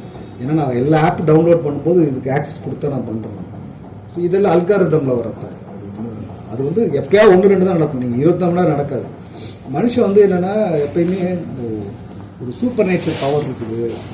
ஏன்னா தப்பிக்கிறதுக்கு அவனுக்கு ஆசை. ஏதோ ஒரு நம்மளை வந்து விடுதலை அடைய செஞ்சிடணும். ஒரு மீட்பறை நோக்கின மனநிலை தான் இருக்குது மனுஷனுக்கு. சேவியர் சிண்ட்ரோம் சொல்லுவாங்க. நமக்கு மேலே ஒரு சக்தி இருக்குது, நம்மளை காப்பாற்றும். இன்னொன்று நம்மளோட ரெஸ்பான்சிபிலிட்டி தூக்கி அப்படி ஒரு இடத்துல வச்சுக்கிறது வசதியாக. ஸோ ஃபஸ்ட்டு அது அப்படி தனிப்பட்ட முறையில் ஒன்று கிடையவே கிடையாது. உலகம் முழுக்க இப்போ ஒன்றும் இல்லை, காசாவில் போர் நடக்குது. உலக வரலாற்றுலேயே வந்து பார்த்திங்கன்னா அத்தனை 1000 குழந்தைகள் கொல்லப்படுறாங்க. ஒன்று அந்த சமீபத்தில் ஒரு வீடியோ பார்த்துருக்கோம். ஒரு 8 வயசு பாப்பா வந்து ஒரு 4 வயசு தங்கச்சியோ குழந்தைய தூக்கிட்டு ஹாஸ்பிட்டலில் தூக்கி நடந்து வந்துருக்கு. எத்தனையோ கிலோமீட்டர் நடந்து வந்திருக்கு காயப்பட்ட ஒரு குழந்தைய தூக்கிட்டு. சரியா? அப்போது இந்த சூப்பர் நேச்சர் பவர்லாம் இருந்து கூட என்ன பிரயோஜனம்ன்ற நான் ஒரு வேலை இருக்குன்னே வச்சுருந்தேன். ஒரு பேச்சு சொல்கிறேன். அது என்ன தான் அதோட வேலை என்ன, ரோல் அண்ட் ரெஸ்பான்சிபிலிட்டி இதெல்லாம் ஒன்றும் இல்லை. மனிதனுக்கு வந்து மூளையில் வந்து அதீதமான கற்பனை இருக்கும், மேட்ச் பண்ணிக்கிற கெப்பாசிட்டி இருக்கும். பிரெயினோட பவர் வந்து எக்ஸ்ட்ராடனரி பவர். நீங்கள் எங்கேயோ பார்த்த ஒரு வாசனை, எங்கேயோ நுகர்ந்த வாசனையை வந்து திரும்ப கிராஸ் பண்ணும்போது அதோட ஒட்டுமொத்த வரலாறையும் நம்ம மூளை வந்து ஒரு செகண்ட் திருப்பிட்டு போயிட்டே இருக்கும். ஸோ அதோட ஸ்பீடு, அதோட வேலையை தான். குழந்தைங்கிட்ட பார்த்தீங்கன்னா எல்லா குழந்தைங்க வந்து எல்லாத்தையும் பார்த்துனே இருக்கும். அசைகிற எல்லாத்தையும் பார்க்கும், வெளிச்சத்தை ஏற்படுத்துகிற எல்லாத்தையும் பார்க்கும், பிரைட்டாக ஏற்படுத்துகிற எல்லாத்தையும் பார்க்கும். இது மூளையில் உள்வாங்கினே இருக்கும். இது மூளையோட செயல்பாடு தான். இது தனி ஆற்றல்லாம் கிடையாது. நீங்கள் தனி ஆற்றல்லாம் ஒன்றுமே இல்லை. நீங்கள் ரொம்பலாம் அது வேணாம். உங்கள் உடம்பு 2 செகண்ட் தூக்கி நில்லுங்க. இது ஒரு ஆற்றல் ஒழுங்குச்சு. புயல் பீஸை விட்டு ஒரு 2 செகண்ட் இப்படி அவனையா நிற்க சொல்லுங்க. எவ்வளோ பெரிய யோகம் பண்ணுறோம், மந்திரம் பண்ணுறோம். நான் இத்தனை வருஷம் குண்டலினி பண்ணேன், அதை பண்ண ஆணியில் உட்காந்துன்னு சொல்லுங்கள். ஒன்றும் இல்லை, 1 சென்டிமீட்டரு அவன் கிராவிட்டியை விட்டு இப்படி நிற்க சொல்லுவாங்க. ஸோ அப்போ இயற்கை விதிக்கு மாறாலாம் ஒன்றும் பண்ண முடியாது. சார் இப்போ உணவு பட்டியல் பற்றி சொன்னீங்க. ஸோ ஆக்சுவலி வல்லாரிசம்ல என்ன சொல்கிறாங்கன்னா பேஸ்ட் ஆன் சென்சஸ் அப்படின்னு தான் சொல்கிறாங்க. இப்போ வந்து 1 அறிவு, 2 அறிவு, 3 அறிவு அப்படின்ட்டு. ஸோ இப்போ வந்து பார்த்தீங்கன்னா செடி கொடிகள் வந்து அது 2 அறிவு அந்த மாதிரி வச்சுக்கிட்டா, ஸோ அதை இப்போ வந்து ஒரு முருங்கை செடியை வந்து நீங்கள் உடைச்சா அது திரும்ப வளரும் சரிங்களா. ஏதோ ஒரு செடியை வந்து வைக்கும்போது அது திரும்ப வளரும். பட் ஆனால் அது ஒரு விலங்கோ இல்லை வந்து ஒரு பறவையோ அது இது இப்போ நம்ம வந்து காலை வெட்டிட்டா அது வராது, ஊனமாயிடும். அது வந்து ராமலிங்க அடியில் வந்து சைவ அவர் தன்னோட வசதிக்கு சொல்லிக்கிறார். அவர் சின்ன வயசுலேருந்து நான்வெஜ் சாப்பிட்டதே கிடையாது. புரியுதுங்களா? நீங்கள் சைவம் எங்கே தோற்றுச்சு, வள்ளலாரோட அந்த திருமறையில் எங்கே தோல்வி விட்டுருச்சுன்னா இந்துத்துவாவுக்கு எதிராக நிறைய வேலை பார்த்துருக்காரு. அது சீர்திருத்தத்தில் நிறைய வேலை பார்த்துருக்காரு. அது முக்கியமான ஒர்க்கு தான். ஆனால் அவரோட தத்துவம் வந்து வளர்ச்சி அடையாமல் எங்கே நீர்த்து போகுது, தோற்று போகுதுன்னா, நீங்கள் அந்த காலத்தில் எல்லாம் உழைக்கும் மக்கள் கண்டிப்பாக மாமிசம் சாப்பிட்டு தான் உடல் உழைப்பு செலுத்துறாங்க. சரிங்களா? அப்போ அவனுக்கு அந்த உணவு தேவைப்படுது. 2வது, அந்த காலகட்டங்களில் இந்துத்துவோட தாக்கத்தை விட உங்களுக்கு சிறுதெய்வ வழிபாடு அதிகமாக இருக்குது. அப்போ எல்லாருமே பலி கொடுக்குற ஒரு பழக்க வழக்க முறை இருந்தது. இவர் வந்து என்ன பண்ணுறாரு, இவர் சமூகத்தை சார்ந்த வசதிக்கு தான் சொல்லிக்கிறாரு. நான் சின்ன வயசுலேருந்து இப்போ நான் வந்து ஒரு நான்வெஜிடேரியன் வந்து மீட் சாப்பிட்டு நான் வளர்ந்துருக்கேன்னா நான் சொல்லியிருப்பேன். அவருக்கு சின்ன வயசுல சாப்பிட்டது கிடையாது. அதனால அது வந்து அந்த உணவு மேலே ஒரு புனிதம் கற்பிக்கிறாங்க. உணவுல புனிதம் தான் கிடையவே கிடையாது. சரி, நீங்கள் மனிதனை யோசிச்சுக்கிறீங்க. இப்போ ஒரு சிங்கத்திட்ட போயிட்டு நீ வந்து செடி வச்சா வளர்ந்துடும், மானை வந்து பிச்சா வந்து வளராதுன்னு சொல்லிட்டு புள்ளிட்டு நம்ம பேச முடியும். உணவு சங்கிலி எல்லாம் கிடையாது. அப்படியே நீங்க சுவாசிக்க செத்து போயிடணும் இல்ல. அப்ப நீங்க கிருமியை நீங்க என்னவா பாக்குறீங்க? நான் கேட்கறது போக சொல்லுங்க சார். அதோட சென்ஸ் வச்சுதான் கிருமியை நீங்க என்னவா பாக்குறீங்க? ஒரு கோழியை வெட்டுறதை பத்தி நீங்க கருணை உள்ளம் போடுறீங்க இல்லையா? அப்ப கிருமிக்கு ஏன் கருணை காட்ட மாட்டீங்க? அதோட சைஸ்க்கா? அறிவை பொறுத்து இல்ல கிருமி. அதான் சார், அதோட நாலேஜ் பொறுத்து. அது அப்ப நாலேஜ் கம்மியா தான் நீங்க அதை பலி கொடுத்துக்கலாம், சாப்பிட்டுக்கலாம். அப்படிதான் சார். எப்படி அது எப்படி நியாயம்? கிருமிக்கும் உயிர் தாங்க இருக்குது, கோழிக்கும் உயிர் தான் இருக்குது. இதையே நீங்க உயிரா கன்சிடர் பண்ண மாட்டீங்க. அப்ப எவனுமே மூச்சை விடக்கூடாது. ஃபர்ஸ்ட் ஜீவகாருண்யம் பேசுற எவனுமே மூச்சு விடக்கூடாது. அப்படியே சமாதியை செத்து போயிடும். சிங்கத்தை வளர்த்தி சாப்பிட சொல்லலாம் சார், சிறுத்தையை வளர்த்தி சாப்பிட சொல்லலாம். இல்லைங்க, அது அவங்களோட உணவு பட்டியல இருந்தால் ஓகே. நம்ம பொதுவாகவே என்ன பண்ணுறாங்கன்னா, நான் இந்த உணவுகளில் நிறைய சிக்கல், நிறைய பேர் இப்போ மான் கறியை வந்து ஸ்டேட்டஸாக சாப்பிட்ற மாதிரி இருக்காங்க. அது உங்களோட உணவு பட்டியலில் இருந்தால் சாப்பிடலாம். நீங்கள் ஒரு வேட்டை சமூகமாக இருக்கீங்க, நீங்கள் வந்து ஒரு மலைவாழ் மக்களாக இருக்கீங்க, அது உங்களோட உணவு பட்டியலில் இருக்கும்போது சாப்பிட்றது பிரச்சனை கிடையாது. ஆனால் இப்போ பொது சமூகம் எப்படியா மாறிடுச்சுன்னா, ஒரு ரியல் எஸ்டேட்டில் இருக்கிறவங்க, அரசியல்வாதி, ஒரு நடிகர், இவங்களாம் மானடிச்சு சாப்பிடும், ஸ்டேட்டஸ் நினச்சி சாப்பிட்றோம். அதுதான் சிக்கல். அதாவது உங்களோட உணவு பட்டியலில் இல்லாத நீங்கள் வந்து ஒரு ட்ரை பண்ணி பார்க்கலாம், ஆனால் அதை அழித்து சாப்பிட்றது இருக்குல்ல, அதுதான் அந்த உணவு சங்கிலியை பாதிக்காமல் சாப்பிட்றது ஒன்றும் பிரச்சனை கிடையாது. நீங்கள் வெஜிடேரியன் நான் வெஜிடேரியன் இஷ்யூவில் வந்து நீங்கள் அப்படி பார்த்தா செடி கொடிக்கு உயிர் இருக்குல்ல. நீங்கள் எல்லா செடியும் இப்போ முருங்கீரை நீங்கள் வசதியாக சொல்கிறீங்க, முருங்கை மரத்தை புட்டு வச்சா வந்துடும், தேக்க மரத்தை புட்டு வச்சா வந்துடுமா? வராதில்ல. அது விதை வச்சு அந்த விதையிலன்னா கண்ணு உருவாகி வருது இல்லையா? அப்போ அதை மட்டும் ஏன் வசதியாக விட்டுரும்? அதெல்லாம் நீங்கள் எப்படி வெஜிடேரியன் லிஸ்ட்டில் வச்சுருக்கீங்க? அதுலயும் ஒரு சில விஷயங்கள் சொல்றாரு. அவர் சொல்றாரு, என்ன சொல்றேன்னா, அவரு அந்த காலத்துல நீங்க ஒரு மனிதரோட தாத்தை தான் நீங்க பார்க்கணும். அந்த காலத்துல அவர் வாழ்ந்த சூழல்ல அவர் ஒரு சைவ சமூக குடும்பத்துக்குள்ள வாழ்றாரு, ஒரு சைவ பிள்ளையா இருக்கிறாரு. அப்ப அவருக்கு ஒரு நிலவோட மிச்சம் புத்தரும் சொல்றாரு. சொல்லிட்டு போட்டா, புத்தர் சொல்றதுனால எல்லாமே சரின்ற ஆயிட கிடையாது. புத்தர் சொல்றதுனாலே நான் எல்லாத்தையும் ஏத்துக்கணும். அவங்க எந்த காலகட்டத்தில் சொன்னாங்க, எந்த ஸ்டேட்ல சொன்னாங்க, அது அவங்களோட கான்டெக்ஸ்ட் வச்சு தான் பார்க்கணும். அவரு ஒரு ஒரு இதை வைத்திருக்காங்க, அதை நீங்கள் ஏற்றுக்காக இருக்கிறது உங்களோட விஷயம். அவரோட கொள்கையை அவர் முன்வைக்கிறாங்க, அவங்க கண்ட தீர்மானமாக அதை முன்வைக்கிறாங்க. அதை அப்படியே புத்தர் சொல்லிட்டாருன்னா கண்ண மூடி ஏற்றுக்கிறேன்னா புத்தருக்கு எனக்கு என்ன இருக்குது? நீங்கள் அதெல்லாமே சீர்திருத்தவர். நீங்கள் வள்ளலார் பண்ணது, பெரியார் பண்ணது, அம்பேத்கர் பண்ணது, புத்தர் பண்ணதுலாம் சீர்திருத்தம். ஏற்கனவே இந்த சமூகத்தில் புறையோடி போய் ஒரு விஷயங்கள் இருக்குது, அதுலேருந்து அவங்க வந்து ஒரு ரீஃபர்மேஷன் பண்ணுறாங்க. அதுதான் ஆக்சுவலாக ரீஃபர்மேஷனோட வேலை வந்து ஒரு எல்லா வரைக்கும் தான். நீங்கள் ரெவல்யூஷனரி ஒர்க்கு தான் ரொம்ப முக்கியமானது. புரட்சிகரமாக ஏற்கனவே இருக்கிறத எல்லாத்தையும் அச்சு வச்சுட்டு மக்களுக்காக ஒன்று செய்யறதுக்குல தான் முக்கியமான வேலை. சீர்திருத்தவங்களோட வேலையும் தேவை தான், ஆனால் அதை பிடிச்சி நம்ம இருக்கக்கூடாது. வள்ளலார் பண்ணார்னா இந்துத்துவத்தை எடுத்து சில வேலைகள் பார்த்தாரு, சமஸ்கிருதத்தை எடுத்து வேலை பார்த்தாங்க. இங்கே உள்ள சைவ திருமறைகள், இந்த சைவ மதத்துக்குள்ள அதுலேருந்து மக்களை மீட்டெடுக்கிறதுக்கான ஒரு ஒர்க் பண்ணாங்க. நீங்கள் அதுலேருந்து திரும்ப அடுத்தடுத்து கண்டு போகணும் ஜனங்களை. நம்ம என்ன பண்ணுறோம், அவங்கள புத்தரை கடவுளாக்கிறது, வள்ளலார் கடவுளாக்கிறது, அவர் ஜோதியோட ஜோதி ஐக்கியம் மாட்டாங்க. எப்படி அவனும் ஜோதியோட ஜோதி ஐக்கியலாம் முடியாது. மனிதன் வந்து அப்படி ஒரு சுடராக மாறி போயிட்டு இருக்குல்ல, அதெல்லாமே ஏமாத்து வளர்த்தாரு. அது அவர் சொன்னாரா, இல்லை அவரை வந்து அச்சு கொண்டுட்டு அப்படி சொல்லியிருப்பாங்க. அச்சு கொண்டுட்டு கூட அவர் ஜோதி ஆகிட்டாருன்னு சொல்லியிருக்காங்க, என்ன வேணா இருக்கு. அதனால் ஒருத்தரோட ஒரு சீர்திருத்தவாதிகள் சொல்கிற எல்லாத்தையுமே நம்ம அதை அப்படியே ஏற்றுக்கணும்னு அவசியம் கிடையாது. அது எந்த காலத்தில் சொல்லப்பட்டது, அந்த காலத்துக்கு அது தேவையாக இருந்திருக்கும் அவங்களுக்கு. அப்புறம் அவங்களுக்கு ஒரு எல்லை இருக்குல்ல, அறிவு எல்லை இருக்கு இல்லையா, ஒரு சமூக பார்வை எல்லை இருக்குது, விஞ்ஞானபூர்வமான ஒரு எல்லை இருக்குது, அவங்களுக்கு ஒரு எல்லை இருக்குது. அந்த எல்லையில் தான் அவர் நின்று பார்த்துருக்க முடியும்.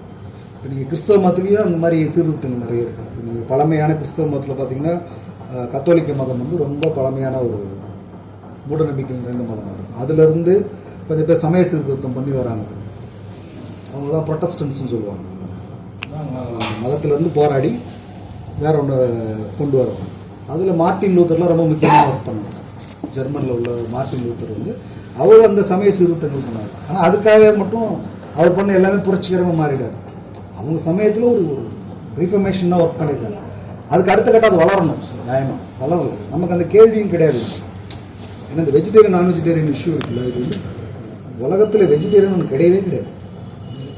நீங்கள் செடியை சாப்பிட்டா கூட செடியில் ஒரு உயிரினத்தோட மெட்டபாலிசம் மண்புழு இருக்கும். அந்த மண்புழு வந்து செத்து போய் அது ஒரு உரமாக மாறி இருக்கும். ஒரு பண்பு மாற்றம், வடிவ மாற்றம் நிகழ்ந்து அதன் மூலமாக தான் நமக்கு உரமாக வந்து அது ஒரு பண்பு வச்சுருக்கோம். வெஜிடேரியன் சொல்கிறது அதுலேயும் பியூர் வெஜிடேரியனாக போகிறாங்க. ஆனால் அயோக்கியம் தான். அதெல்லாமே வந்து என்னன்னா ஒரு கூட்டத்தை வந்து நீங்கள் எளிவாக பார்க்க. எனக்கு ஒரு பழக்க வழக்கம் இருக்கும் சாப்பாட்டில், எனக்கு ஒரு இடையில ஒரு பழக்க வழக்கம் இருக்கும். அதெல்லாம் ஏமாற்றிக்கணும். எனக்கு சேர்றதை நான் ஜீர்ணாவது நான் சாப்பிட்டுக்கிறேன். சார், இப்போது கமர்ஷியல் சினிமா இருக்குது, பேரலல் சினிமா இருக்குது. இப்போ வந்து கமர்ஷியல் சினிமாவே தேவையில்லைன்றது சொல்யூஷனா, இல்லை இன்னும் சிலர் என்ன சொல்கிறாங்கன்னா கமர்ஷியல் சினிமா இருக்கிறதுனால தான் அந்த பேரலல் சினிமா வந்து தெரியுதுன்னு சொல்கிறாங்க. கமர்ஷியல் தான், ஏன்னா நீங்கள் இன்வெஸ்ட் பண்ணி எடுக்கிற எல்லாமே கமர்ஷியல். இல்லை சார், நான் அந்த இப்போ இங்கே ஒரு அதை அப்படி சொல்லக்கூடாது. என்னன்னா அந்த சினிமாவோட உள்ளடக்கம் அதான் நான் அந்த கான்டெக்ட்ல சொல்றேன். உள்ளடக்கம்ன்றது என்னவா இருக்குது, அது யாருக்கான உள்ளடக்கம் இருக்குது. இப்போ நீங்கள் அது வந்து இப்போ ஹாலிவுட் சினிமாக்களோட வகைமே தான் நம்ம இங்கே ஃபாலோ பண்ணுறாங்க. இந்திய சினிமாவில் வந்து ஹாலிவுட்டோட சினிமா, அந்த ஹாலிவுட் சினிமாங்கிறது எப்படி இருக்குன்னா ஒரு ஹீரோ வர்ஷிப் சினிமாவாக இருக்கும். ஒரு நாயகனை மையப்படுத்தி அந்த நாயகனுக்கு சர்வ வல்லமை இருக்குது, அவன் எல்லாத்துக்கும் தீர்வு காணும், அவன் எல்லாத்தையும் காப்பாற்றுவான், அவனுக்கு சூப்பர் நேச்சர் பவர் இருக்குதுன்ற மாதிரி ஒரு அதே தான் இங்கே நம்ம பண்ணுறோம். இங்கே ஒரு விஜய்க்கோ அஜித்துக்கோ இல்லை ஒரு பெரிய சூப்பர் ஆக்டர்ஸ்க்கோ வந்து அவங்களுக்கு எல்லா சர்வ வல்லமையும் இருக்குன்ற மாதிரி ஆடியன்ஸ் கிட்ட கட்ட மாட்டாங்க. அந்த உள்ளடக்கம் தான் நீங்கள் சொல்கிற அந்த கமர்ஷியல் சினிமான்றது அப்படி சினிமாவில் சினிமா ஒன்று தான். அதை பேர் மாற்றிக்கிறாங்க இஷ்டத்துக்கு வச்சுக்கிறது. அது சார் நீங்கள் அதான் அந்த அந்த உள்ளடக்கத்தை வச்சு அந்த கான்டெக்ட்ல பார்த்தா உள்ளடக்கம் நீங்கள் கலை இலக்கிய செயல்பாடு வந்து எதுக்காக தொடங்கப்பட்டது மனித வாழ்க்கையில் வந்து அது வெறும் பொழுதுபோக்கு மட்டும் கிடையாது. பொழுதுபோக்குனால அந்த பொழுதுபோக்கு ஒரு தரம் இருக்கும். இப்போ நான் வந்து எனக்கு பொழுதுபோக்கு நான் கஞ்சா அடிச்சுட்டு உட்காந்துக்க முடியாது. சாமியார் கூட்டம் நிறைய கஞ்சா அடிச்சுட்டு அப்படியே அப்படின்னு இருக்குது. அது அவன் அந்த பொழுதுபோக்குன்னு சொல்கிறான், இல்லை இறை செயல்பாடுன்றான். அது கிடையாது. பொழுதுபோக்குனா தரமான பொழுதுபோக்கு இருக்கும். இப்போ நம்ம பாட்டியை சின்ன வயசில் நமக்கு ஒரு கதை சொல்லியிருப்பாங்க, இல்லை நம்ம பஸ்ஸில் போகும்போது ஒரு குழந்தையோட சேட்டையோ அதோட குறும்புத்தனமோ நமக்கு பயங்கரமான என்டர்டைன்மெண்ட்டாக இருக்கும். அதுதான் தரமான பொழுதுபோக்கு. இவங்க வந்து இங்கே உள்ள சினிமா வந்து எப்படின்னா இந்த உள்ளடக்கத்தின் மூலமாக அவங்க என்னென்னா பெரும் லாபம் சம்பாதிக்கணும்னு நினைக்கிறாங்க. நீங்கள் ஒரு 50 கோடி போட்டுட்டு ஒரு 500 கோடி அறுவடை பண்ணணும். அப்போ அந்த 500 கோடி அறுவடை பண்ணணும்னா என்ன பண்ணணும், எல்லாரையும் பார்க்க வைக்கணும். எல்லாரும் பார்க்குறோன்னா என்ன மாதிரி சினிமா பார்ப்பாங்க, அவனுக்கு வெட்டு குத்து இருக்கணும், ஒரு ஆபாசம் இருக்கணும், வக்கரம் இருக்கணும், பெண்களை வந்து ஒரு ஐட்டம் டான்ஸ் ஆட விடணும். இப்படியெல்லாம் இருந்தால் இந்த மாதிரி ஒரு செட்டப் இருந்தால் தான் ஒரு ஃபுல் பேக்கடாக இருந்தால் தான் எல்லா ஆடியன்ஸும் வந்து பார்ப்போம். அப்போ எல்லா ஆடியன்ஸுக்கு காசு பிடுங்கிறதுக்கான வேலை தான் இந்த மாதிரி சினிமாக்கள் பண்ணுறோம். நிறைய இப்போ மாற்றம் வருது. இந்த உள்ளடக்கத்துலேயே நிறைய கேள்வி வருது. இப்போ நீங்கள் இப்போ சமீபத்தில் அமரன் படத்தை கூட இப்போ இதுக்கு முன்னால் ஒரு 10-15 வருஷத்துக்கு முன்னாடி அமரன் மாதிரி படம் வந்தால் எல்லாருமே கொண்டாடிட்டு அப்படியே கடந்து போயிருப்பாங்க. ஆனால் இன்றைக்கி அது குறித்து கேள்வி எழுது. அப்போ காஷ்மீர் மக்களோட உரிமையை பற்றி நீ ஏன் பேச மாட்டேன்ற கேள்வி நீங்கள் வருதுல. அது அந்த மாதிரி நமக்கு நிறைய நல்ல சேஞ்சஸ் நடந்திருக்கு. இப்போ ஒரு நீங்கள் சொல்கிற மாதிரி அந்த பெருவணிக சினிமா எடுக்கிறாங்க இல்லையா, அந்த சம்பாதிக்கணும், அவங்க கூட இப்போ என்னென்னா கொஞ்சம் ரொம்ப கண்டென்ட்டாக ரொம்ப ரிஸ்க் எடுத்து யோசிக்க வேண்டியதாக இருக்குது. அவனுக்கே ஒரு நிர்பந்தம் வருது. இப்போ மக்கள் வந்து இதை என்ன சொல்லிடுவாங்க, ஏன்னா இப்போ இந்த மாதிரி விஷயங்களுக்குலாம் எதிர்ப்பு வருது அப்படிங்கிறதுனால இந்த மாதிரி அதெல்லாம் ஒரு சேஞ்சஸ் தான். நம்ம அது இந்த பேரலல் இந்த கண்டென்ட் கான்டெக்ட்ல சொல்கிறேன். இந்த பேரலல் சினிமான்றது வந்து தெரியாதது காரணமே இதுதான் அப்படின்னு ஒரு சில பேர் சொல்கிறாங்க. அப்படிலாம் கிடையாது. அதான் கேட்டேன். சினிமாங்கிறது வந்து நீங்கள் வந்து பார்வையாளனோட பங்கேற்பு தான். அவனுக்கு கிடைக்கிறது இல்லை படங்கள். அவனுக்கு கிடைச்சுன்னா அவன் நல்ல படத்தை பார்க்குறீங்க. இதே ஒரே ஆடியன்ஸ் தான் தமிழ்நாட்டில் வந்து பார்த்தீங்கன்னா ஒரு நல்ல படங்களையும் பார்ப்பாங்க. அதே ஆடியன்ஸ் தான் ஒரு கமர்ஷியல் படத்தையும் போய் நீங்கள் சொல்கிற மாதிரி இந்த ஒரு சோ கால்டு கமர்ஷியல் இருக்குல்ல அதையும் போய் பார்ப்பான். அவனுக்கு என்ன கிடைக்குதோ வாய்ப்பு கிடைக்கிறத பார்க்க முயற்சி பண்ணுறான். அவனுக்கு கிடைக்கிறதுக்கான இங்கே எக்ஸிபிட் பண்ணுறது இருக்குல்ல, மார்க்கெட்டிங் தான் இங்கே சிக்கல். அது வந்து ஒரு கூட்டத்துக்கிட்ட இருக்குது. இப்போ தேட்டருக்கு வரதுனா ஒரு கூட்டம் அப்படி ஃபிக்ஸ் பண்ணிட்டாங்க. ஆனால் இன்றைக்கி ஓடிடி வந்ததுக்கப்புறம் கொஞ்சம் என்னென்னா கொஞ்சம் நல்ல கண்டென்ட்ஸ்லாம் எல்லாமே ஆடியன்ஸ் தேடி பார்த்து பழக ஆரம்பிக்கிறாங்க. ஸோ வந்து அதனால தான் இது தெரியுன்றதுலாம் கிடையாது. அது வேறு இது வேறு ஒரு கூட்டம். படமாக ஒரு அனுபவமாக அவங்களுக்கு அது சாட்டிஸ்ஃபை பண்ணால் மக்களே அந்த படத்தை பேசி கொண்டாடிடுவாங்க. அது ஒன்றும் இல்லை. இப்போ மஞ்சுமல் பாய்ஸ்னு ஒரு படம் வந்துச்சு. அந்த படத்துக்கு ஒரு போஸ்ட் அடிக்கல, அவங்க பெருசாக விளம்பரம் பண்ணலன்னா மவுத் டாக்லேயே அந்த படம் இப்போ ஜனங்களுக்கு ஒரு விஷயம் பிடிக்குதுன்னா அவங்க கொண்டு போயிடுவாங்க. இப்போ ஒரு படம் வந்து அந்த டைமில் வந்து தமிழில் நிறைய படங்கள் ரிலீஸ் ஆகலை, அதனால மலையாளத்தில் அந்த படம் இல்லை. அது வந்து ஒரு மல்டிபிள் ஃபேக்டர். அந்த படம் ஹிட் ஆனதுக்கு மல்டிபிள் ஃபேக்டர். காரணம் வந்து இந்த கொரோனா டைமில் நம்ம என்ன பண்ணோம், நிறைய மலையாள படங்கள் ஓடிடியில் பார்த்து நம்ம பழகிட்டோம். அப்போ மலையாள படங்கள் மேலே நமக்கு ஒரு மதிப்பு வச்சுக்கிறோம். மலையாள படம் நல்லாயிருக்கும் அப்படின்னு. அப்புறம் அதில் இருக்க ஆர்டிஸ்ட்லாம் அவங்களுக்கு தெரியுது, பரிச்சயமான முகங்கள் ஒன்று. ரெண்டாவது, அந்த படம் கதை நிகழ்கிற இடம் வந்து ஒரு தமிழ்நாட்டில். அந்த படம் அந்த குணாங்கிற ஒரு படமாக இருக்கட்டும், அது வந்து பாட்டாக இருக்கட்டும், தமிழ் சமூகத்தில் ரொம்ப அறிமுகமான ஒரு சமூகம். அப்போது ஏற்கனவே நீங்கள் ஓடிடியில் மலையாள படங்கள் பார்த்து அந்த படத்து மேலே ஒரு அபிமானம் வருது. அதே நேரத்தில் உங்களுக்கு உங்கள் ஊர் பக்கத்து ஊரில் அந்த தேட்டரில் மலையாள படம் பார்த்துருக்கான ஸ்பேஸ் கிடைக்குது. அதுக்கு மேலே நீங்கள் தேட்டரில் பார்த்துருக்க மாட்டீங்க. எங்கேயாவது சென்னையில் மல்டிப்ளெக்ஸில் ஏதாவது ஒரு மம்முட்டி படம் வரும், ஒரு பெரிய ஆர்டிஸ்ட் படம் தான் ஒரு ஷோ 2 ஷோ போடுவோம். அது அந்த கம்யூனிட்டி மட்டும் போய் பார்ப்பேன். ஸோ அப்படி வெகுஜனத்துக்கிட்ட இப்படி வரும்போது இது எல்லாம் சேர்ந்து ஒர்க் ஆகுது. இது எப்போயாவது ஒரு படத்துக்கு நடக்கும். நீங்கள் டைட்டானிக்னு ஒரு படம் வந்துச்சு அதுக்கு முன்னால், அப்படி எல்லாரும் போய் பார்த்த படம். ஏன்னா அது எல்லாருமே இங்கிலீஷ் படம் பார்த்து பழகிருப்பாங்க. எப்படி பழகிருப்பாங்கன்னா அப்போ அந்த பீரியடில் டைட்டானிக் பீரியடில் அதுக்கு முன்னால் பார்த்தீங்கன்னா ஆண்கள் நிறைய இங்கிலீஷ் படத்துக்கு போயிருப்பாங்க, பெண்கள் போயிருப்பாங்க. ஜாக்கி சான் படம், ப்ரூஸ்லி படம், இந்த மாதிரி மார்வல் படம், இந்த மாதிரி படங்கள் தான் ஆண்கள் போய் பார்த்துருப்பாங்க. பெண்களோட பார்ட்டிசிபேஷன் பெருசாக இருக்கும். ஆனால் டைட்டானிக் வந்து ஒரு இந்திய சினிமாவோட லவ் ஸ்டோரியாக இருக்குது. ஒரு பணக்கார பொண்ணு, ஒரு ஏழை பையன், இவங்களுக்குள்ள ஒரு கப்பலில் மேல் தளத்தில் இருக்கிற ஒரு நம்பருக்கும் இங்கே ஒரு அப்போ ஒரு இந்தியன் சினிமா செட்டப்பில் இருக்கும். ஒரு ஹீரோ ஹீரோயின், ஒரு காதல் கதை, இதெல்லாம் இங்கிலீஷ் படத்தில் வரும்போது என்னன்னா அது மல்டிபிள் ஃபேக்டராக ஒர்க் ஆகுது. அதனால தான் தேட்டரில் போய் பார்க்குறோம். அது எப்பயா 1-2 தான் நடக்கும். சிங்கிள் ஃபேக்டர்னு நம்ம சொல்ல முடியாது. இப்போ நம்ம படத்தில் ஆக்சுவலாக அந்த பாட்டி வந்து ஆனப்புறம் கொண்டு போடுவேன் அப்படின்னு சொல்லி மாட்டோம். அப்போ நம்ம ஹீரோ மேலே ஏறுவார். இதுதான் நடந்ததுன்னு சொல்லுவாங்க. ஆக்சுவலாக எஸ்டேட்லேருந்து கீழே இறங்கி வந்தாங்க. வர வழியில் யானை மறித்து வீடியோ இறந்துட்டாரு. ஸோ அந்த இடத்துலையே வந்து ஹீரோவோட வாழ்க்கையும் இப்படி தான் ஏதோ ஒன்று கீழே இறங்கும் போது நடக்க போகுதுன்றது ஒரு கெஸ் ஃபேக்டராக வந்துடுது. ப்ளஸ் இதில் என்னென்னா அந்த யானை மெச்சி சொல்கிறாங்கன்னு சொல்கிறோம் இல்லைங்களா, அது மதம் பிடிச்சி தான் பண்ணுறாங்க. ஸோ இது நம்ம மலையிலே இப்படி யானைகளோட சூழ்நிலை இப்படி இருக்குது. கோயிலெல்லாம் பார்த்தீங்கன்னா இப்போவும் மதம் முடிக்குது. இதெல்லாம் இந்த யானைகளை பற்றின கவலைகளையே அரசு கேட்கல. அரசு மக்களுக்காக யோசிக்கிறது. அப்புறம் மக்களும் வந்து எப்படின்னா அதான் மக்கள்கிட்ட ஒரு மனநிலை இருக்குல்ல, இந்த இயற்கையெல்லாம் இவனுக்காக மட்டும் படைக்கப்பட்டது. ஃபஸ்ட்டு இவன் சாமி கும்பிட்றதுக்கு எதுக்கு அந்த யானை அடிச்சு வைக்கணும்? ஒன்றும் இல்லை, இவனை கூட்டுன்னு போயிட்டு ஒரு மனுஷனை ரொம்ப பிடிக்கும், தருமபுரியில் இந்த தெருவில் வாழ்கிறவர் ரொம்ப இந்த ஊரில் ரொம்ப பிடிக்குதுன்ட்டு நான் சென்னையில் ஒருத்தர் கட்டி போட்டு வச்சுன்னு வச்சுக்கோங்க. எனக்கு எவ்வளோ கோவம், அது எவ்வளோ பெரிய என்னோட சுதந்திரத்தை தடை பண்ணுறது. அதை மனுஷன் அப்படி யோசிக்க முடியும். இவனுக்கு வந்து அதை வேடிக்கை பொருளாக தான் இயற்கையை பார்க்குறது. அப்போ யானையை கட்டி வச்சு ரசிக்கிறது அவனுக்கு வந்து அது ஒரு சாடிசமான மனநிலை. அதை பக்தின்ற பேரில் எவனும் கேள்வி கேட்கறது கிடையாது. அது கோயில் யானை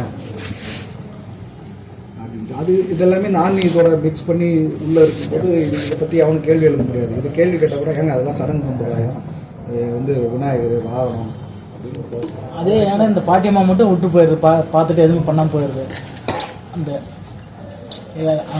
இந்த பைத்தியக்காரமாக ஒரு அம்மா இருப்பாங்கள்ல, அவங்கள மட்டும் அந்த யானை எதுவுமே பண்ண மட்டும் சொல்லியிருக்காங்க. இல்லை பொதுவாக வந்து அது நம்ம எப்படி உள்வாங்கிக்கணும்னா, பொதுவாக மனநோயாளிகள் இருக்காங்க, இவங்களுக்கு பெரிய நீங்கள் நிறைய மனநோயாளிகள் ரோட்டு ஓரமே படுத்துருக்கோம். நம்ம வீட்டுக்குள்ளே படுக்கிறதுக்கு யோசிச்சு படுப்போம். ஜன்னல் சாத்தி இருக்குதா, கதவு சாத்தி இருக்குதான்னு பார்ப்போம். ஆனால் சாலை ஓரம் பட்டுனுக்கிறவங்களும் அவன் பாட்டு பட்டுனுப்பான். பாம்பு இம்பு ஏறினா கூட அவன் பாட்டு ஏறிப்பான். ஏன்னா இவன் ரியாக்ட் பண்ண மாட்டான். ஏன்னா இவனுக்கு அந்த மனநிலையில் அந்த பாம்பு மேலே அச்சம் இருக்காது, பயம் இருக்கும். நீங்கள் குழந்தைங்கிட்ட ஒரு பாம்பு இருந்துச்சுங்க, அது விளையாண்டா கூட கம்முனா, ஏன்னா அதோட தொடுதலில் வந்து அந்த பாம்புக்கு தெரியுது நம்மளை ஹார்ம் பண்ணல அப்படின்ட்டு இந்த உயிரினங்களுக்கு புரியும். அதனால் இவங்க தொந்தரவு பண்ண மாட்டாங்க. மனநோயாளி அவன் ஒரு உலகத்தில் இருப்பான், அது ஒரு உலகத்தில் இருக்கும். எப்பயாவது தான் அந்த ஆக்சிடென்ட் மோதிக்கிறது நடக்கும் அவங்களுக்கு. மற்றபடி அவங்களுக்கு அந்த நம்ம ரியாக்ட் பண்ணுவோம். இப்போ நீங்கள் சின்ன குழந்தை வந்து இப்போ ஒரு பைக் ஆக்சிடென்ட் நடக்குதுன்னு வச்சுக்கோங்க, ஒரு குழந்தையும் பெரியாரும் போகிறாங்கன்னா நமக்கு தான் கை கால் உடையும் அதிகமாக. குழந்தைங்களுக்கு ரொம்ப சின்ன குழந்தைங்களுக்கு உடையும். ஏன்னா அவங்க ரியாக்ட் பண்ண மாட்டாங்க, பொத்து மூந்துருவாங்க மூட்டை மாதிரி. நம்ம என்ன பண்ணுவோம், ரியாக்ட் பண்ணிட்டு இப்படி கையை உணவு வச்சுக்கோம், மழுக்குன்னு வச்சுக்கோம். நம்ம அது கூட எதிர்வினை ஆற்றும். அந்த எதிர்வினை ஆற்றும் போது அதோட கான்சிக்வன்சஸ் தான். இன்னொன்று, அந்த மலையாள சினிமா வந்து தமிழர்கள் வந்து கொஞ்சம் எப்பயுமே ஒரு யதார்த்தம் இழிவுபடுத்துகிற மாதிரியே சினிமா எடுக்கிறாங்கன்ட்டு சொன்னாங்க. ஒரு படம் சமீபத்தில் ஒரு திலீப்னு நினைக்கிறேன், இங்கே வந்து தமிழ்நாட்டுக்கு வர மாதிரி அந்த விஷயம் உதவி பண்ணுவார். ஆனால் உதவி பண்ணால் இங்கே தமிழ்நாட்டுக்காரங்க என்ன பண்ணுவாங்க, அவர்கிட்ட இருக்கிற இதெல்லாம் பிடிக்கின்னு விட்டுருவாங்க. இந்த மாதிரி மலையாள படங்களில் வந்து 90% படங்களில் தமிழ்நாட்டில் வந்து திருடான், ஏமாத்துறவன், இதுதான் காட்டிக்காரு. அவர் உதவி பண்ணுவார். ஆனால் தமிழர்கள் உதவி பண்ணவங்கள கூட நம்ம இது பண்ணாமல் அவர் இது பிடிக்கணும். அவங்ககிட்ட அந்த ரேசிசம் இருக்குது நிறைய. இப்போ கொஞ்சம் மாற்றங்கள் இருக்குது. இப்போ கொஞ்சம் ஆடியன்ஸ் நிறைய பார்க்குறாங்கன்றதுனால அது ஒரு பிஸ்னஸ்க்காகலாம் கொஞ்சம் நல்ல மாதிரிலாம் காட்டுறாங்க. இன்னும் இப்போ வரைக்குமே நீங்கள் அந்த பாண்டினா அவங்க நம்ம பாண்டின்னு தான் சொல்லுவாங்க மலையாளிஸ். நம்மளை வந்து அவங்க அப்படி தான் பார்ப்பாங்க. நம்ம சுத்தம் இல்லாத ஆட்கள், நம்ம அவங்களோட கொஞ்சம் நிறத்தில் டார்க்காக தானே இருக்கிறோம். ஸோ அந்த அந்த அந்த ஒரு அந்த ரேசிசம் இருக்கு அவங்கள்ட்ட. நீங்கள் படம் வந்து அதிகமாக பார்க்குறதில்லன்னு சொல்லிட்டு ஒரு இன்டர்வியூ சொன்னீங்க. ஆக்சுவலாக ஒரு மாஸ்டர் வந்து எல்லா ஹோட்டலையும் போய் சாப்பிட போகிறதில்ல. அது மாதிரி தான் எனக்கு படம் எடுக்க தெரியும், நான் வந்து எனக்கு பிடிச்சது நான் பண்ணிட்டு போகிறேன் அப்படின்ற மாதிரி சொல்லியிருக்கேன். ஸோ இருந்தாலும் படம் எடுக்கிறதா இருந்தால் என்ன மாதிரி புத்தகங்கள் படிக்கணும், ப்ளஸ் என்ன மாதிரியான படங்கள், எந்த மாதிரி கருத்துக்கள் கொண்டு வந்துருக்கணும். எனக்கு பேய்ப்படம் எடுக்கிறதுன்னு பார்த்தீங்கன்னு வச்சுக்கோங்க, 2 வகையே வந்துருச்சு. இப்போ அரண்மனையே ஒரு இதை பேய் படம் தான், போட்டுக்காலி பேய் ஓட்டுற மாதிரி கொண்டு வந்துட்டான். ஆனால் அங்கே பேய் ஓட்டுறது இல்லை, பட் பேய் ஓட்டுற மாதிரி ஏமாற்றிட்டு இருக்கிறாங்க. கடைசி மக்களுக்கு வந்து நீங்கள் உங்களுக்கு சைட்லேயே முடிவு எடுத்துக்கணும்னு சொல்லி முடிச்சிருப்பாங்க. ஸோ இந்த 2 இதுக்கான டிஃப்ரென்ஸு ப்ளஸ்ஸு திரைப்படம் எப்படி அணுகணும் அப்படிங்கிறது திரைப்படங்கிறதுல திரைப்படம்னு ஒன்று சுரிக்கிறத விட எல்லாமே கம்யூனிகேஷன் தான். கம்யூனிகேஷன் விஷயத்த மனித சமூகத்தில் நீங்கள் ஒன்று வாழ்கிறீங்க, ஒன்று கம்யூனிகேட் பண்ண விரும்புகிறீங்க. ஒரு ஓவியர் வந்து அவர் ஒரு ஓவியத்தின் மூலமாக கம்யூனிகேட் பண்ணுறாரு தன்னோட கருத்துக்களை. ஒரு பாட்டு பாடுறவர் வந்து ஒரு பாடல் மூலமாக கம்யூனிகேட் பண்ணுறாரு. ஒரு பாடல் எழுதுறவர் வந்து ஒரு வரியின் மூலமாக திரைமொழியை வந்து ஒரு மொழியாக வச்சு நம்ம கம்யூனிகேட் பண்ணுறோம். அப்போ நீங்கள் படம் எப்படி வேணால் எடுக்கலாம், அதுக்கு இதுதான் விதிமுறை இதுதான் அப்படிலாம் கிடையவே கிடையாது. நீங்கள் கம்யூனிகேட் பண்ண தெரிஞ்சால் போதும். நீங்கள் எப்படி வேணால் நீங்கள் உதவி இயக்குனரை வேலை செஞ்சு எடுக்கலாம், வேலை செய்யாமல் நீங்கள் வெளியிலேருந்து கற்றுக்கிட்டு எடுக்கலாம், அதை பற்றி படித்து எடுக்கலாம். அது உங்களுடைய தனிப்பட்ட திறமை.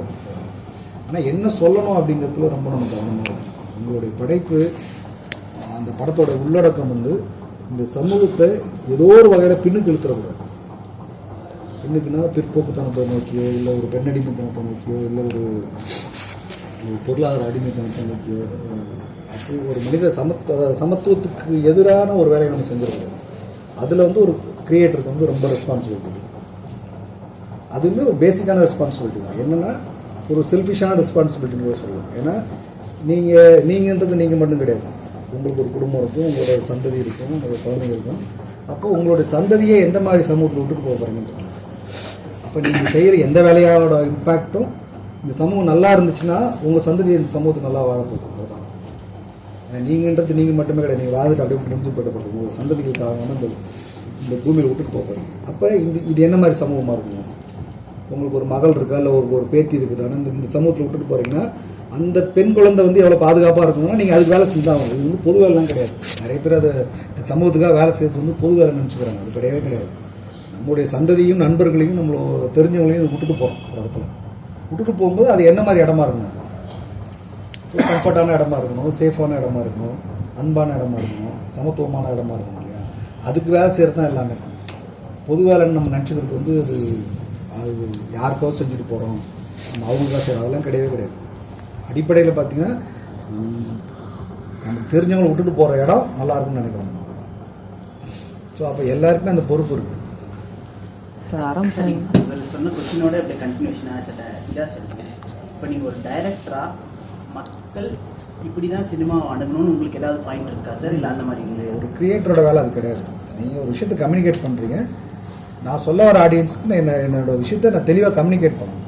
குழப்பமில்லாமல் நான் கம்யூனிகேட் பண்ணேன். அதை அவங்க ஏற்றுக்கிறாங்க ஏற்றுக்கல அதெல்லாம் ரெண்டாவது. அது எல்லாரும் ஏற்றுக்க முடியாது.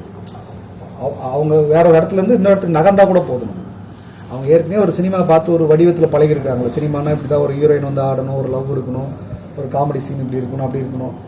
அதை என்ஜாய் பண்ணணும். இதை என்ஜாய் பண்ணுறாங்க. ஒரு ரசனை மாற்றம் உள்ளளவில் அவன் ஏற்படுது அவனுக்கு. அவ்வளோதான். அந்த மாற்றத்தை ஏற்படுத்தினா போதும். நம்ம ஒரே நாளில் அது நிகழ்ந்துடாது.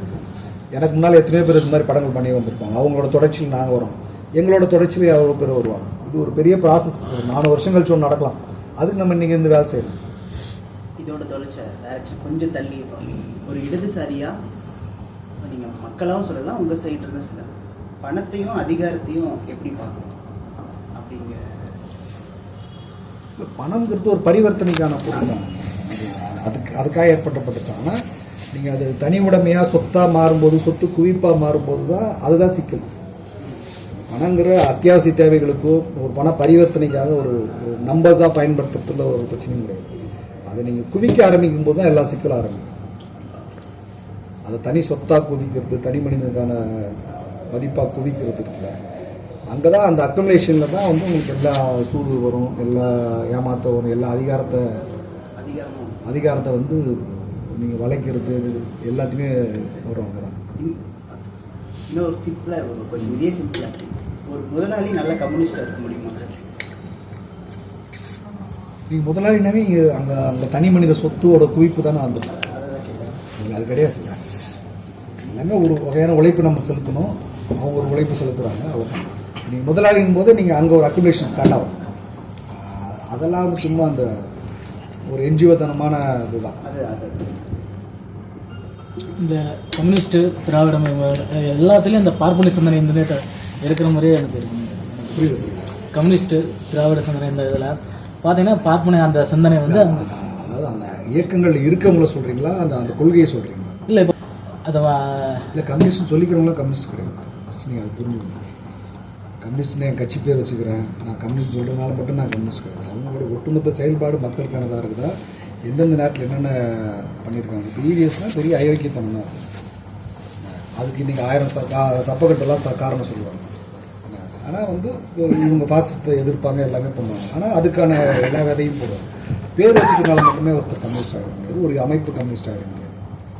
உண்மையிலே மக்களுக்காக வேலை செய்கிற அமைப்புகளோ உண்மையான மக்களுக்காக வேலை செய்ய இயக்கங்கள் தான் நம்ம கம்யூனிஸ்ட் சொல்லணும்.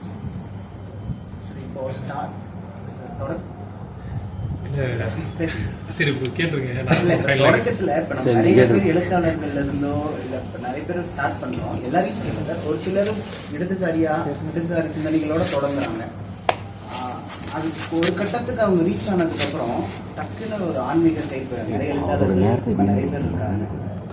அது எதனால நீங்க நினைக்கிறீங்க? 2 வகையாக இருக்குது. ஒன்று வந்து சிலருக்கு வந்து ஒரு ஸ்பேஸ் தேவைப்படுறது மட்டும் வந்திருப்பாங்க. ஒரு ஊர் இருக்குது, இப்போ இந்த ஊரில் வந்து ஒரு டிஎம்கேக்காரர் இருப்பான், ஏடிஎம்கேக்காரர் இருப்பான், அப்படி இருப்பான். இப்போ எனக்கு ஒரு இடம் தேவைப்படும், என்னோட இதை நான் வெளிக்காட்டுறது. நான் ஒரு ரோட்டரி கிளப்பில் இருந்திருப்பேன், இல்லை லைன்ஸ் கிளப் இருந்திருப்பேன், இல்லாட்டி ஏதோ ஒரு எழுத்தாளர் அமைப்பில் இருந்திருப்பேன். அப்போ நான் வளர்கிற வரைக்கும் எனக்கு அதை பயன்படுத்தணும்னு நினச்சி நான் பயன்படுத்திருக்கேன். அப்படி சிலர் வந்திருப்பாங்க.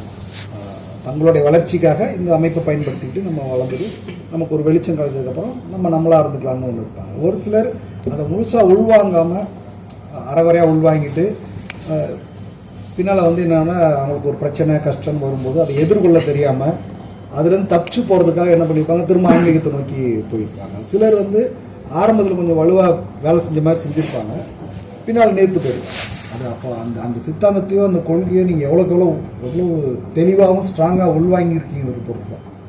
அதோட பேஸ்மெண்ட் சரியில்லை, அறகுறையாக தான் வந்திருக்கிறோம் நம்ம அப்படிங்கும்போது அந்த மனித தடுமாற்றங்கள் இருக்கு. இது வந்து இப்போ நிறைய பேர் இப்போ கம்யூனிஸ்ட் கட்சி ஆஃபீஸ்லேயே வளர்ந்து நிறைய எழுத்தாளர்களும் இருக்காங்க. இல்லை அதான் நான் சொன்னேன், கம்யூனிஸ்ட் கட்சின்ற பேர் வைக்கிறனாலே அவங்க கம்யூனிஸ்ட் கட்சின்னு ஆகிடும். அது நிறைய சிக்கல் இருக்குது பார்க்க வேண்டியது. ஒரு அந்த இடதுசாரி கம்யூனிஸ்ட் மார்க்சிங் அப்படின்ற பேர் வர்றதுனால மட்டுமே அந்த அமைப்பு வந்து இந்த சித்தாந்த உள்வாங்க அமைப்பாக இருக்க முடியாது. அது நிறைய இந்த ஓட்டு அரசியல் உள்ள பல அமைப்புகள் இருக்கிறாங்க. அவங்களுக்குன்னு ஒரு ஸ்ட்ராட்டஜி வச்சுருப்பாங்க. அந்த ஸ்ட்ராட்டஜியோட பயன் என்னன்ட்டுலாம் இருக்குது. அது நிறைய இடத்துல வந்து அடையாளத்துக்காக பயன்படுத்துகிற ஒரு தன்மை தான் அதிகமாக இருக்குது. நிறைய நமக்கு ஒரு ஸ்பேஸ் வேணும்.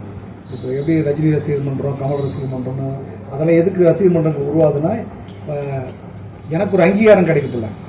கமல் ரசிகர் மன்றம்னு ஒன்று இருக்குன்னா அதில் செயலாளராக என் பேரும் என் ஃபோட்டோவும் இருக்குது. அது எனக்கு ஒரு அங்கீகாரமாக இருக்குது என்னோடய பகுதி.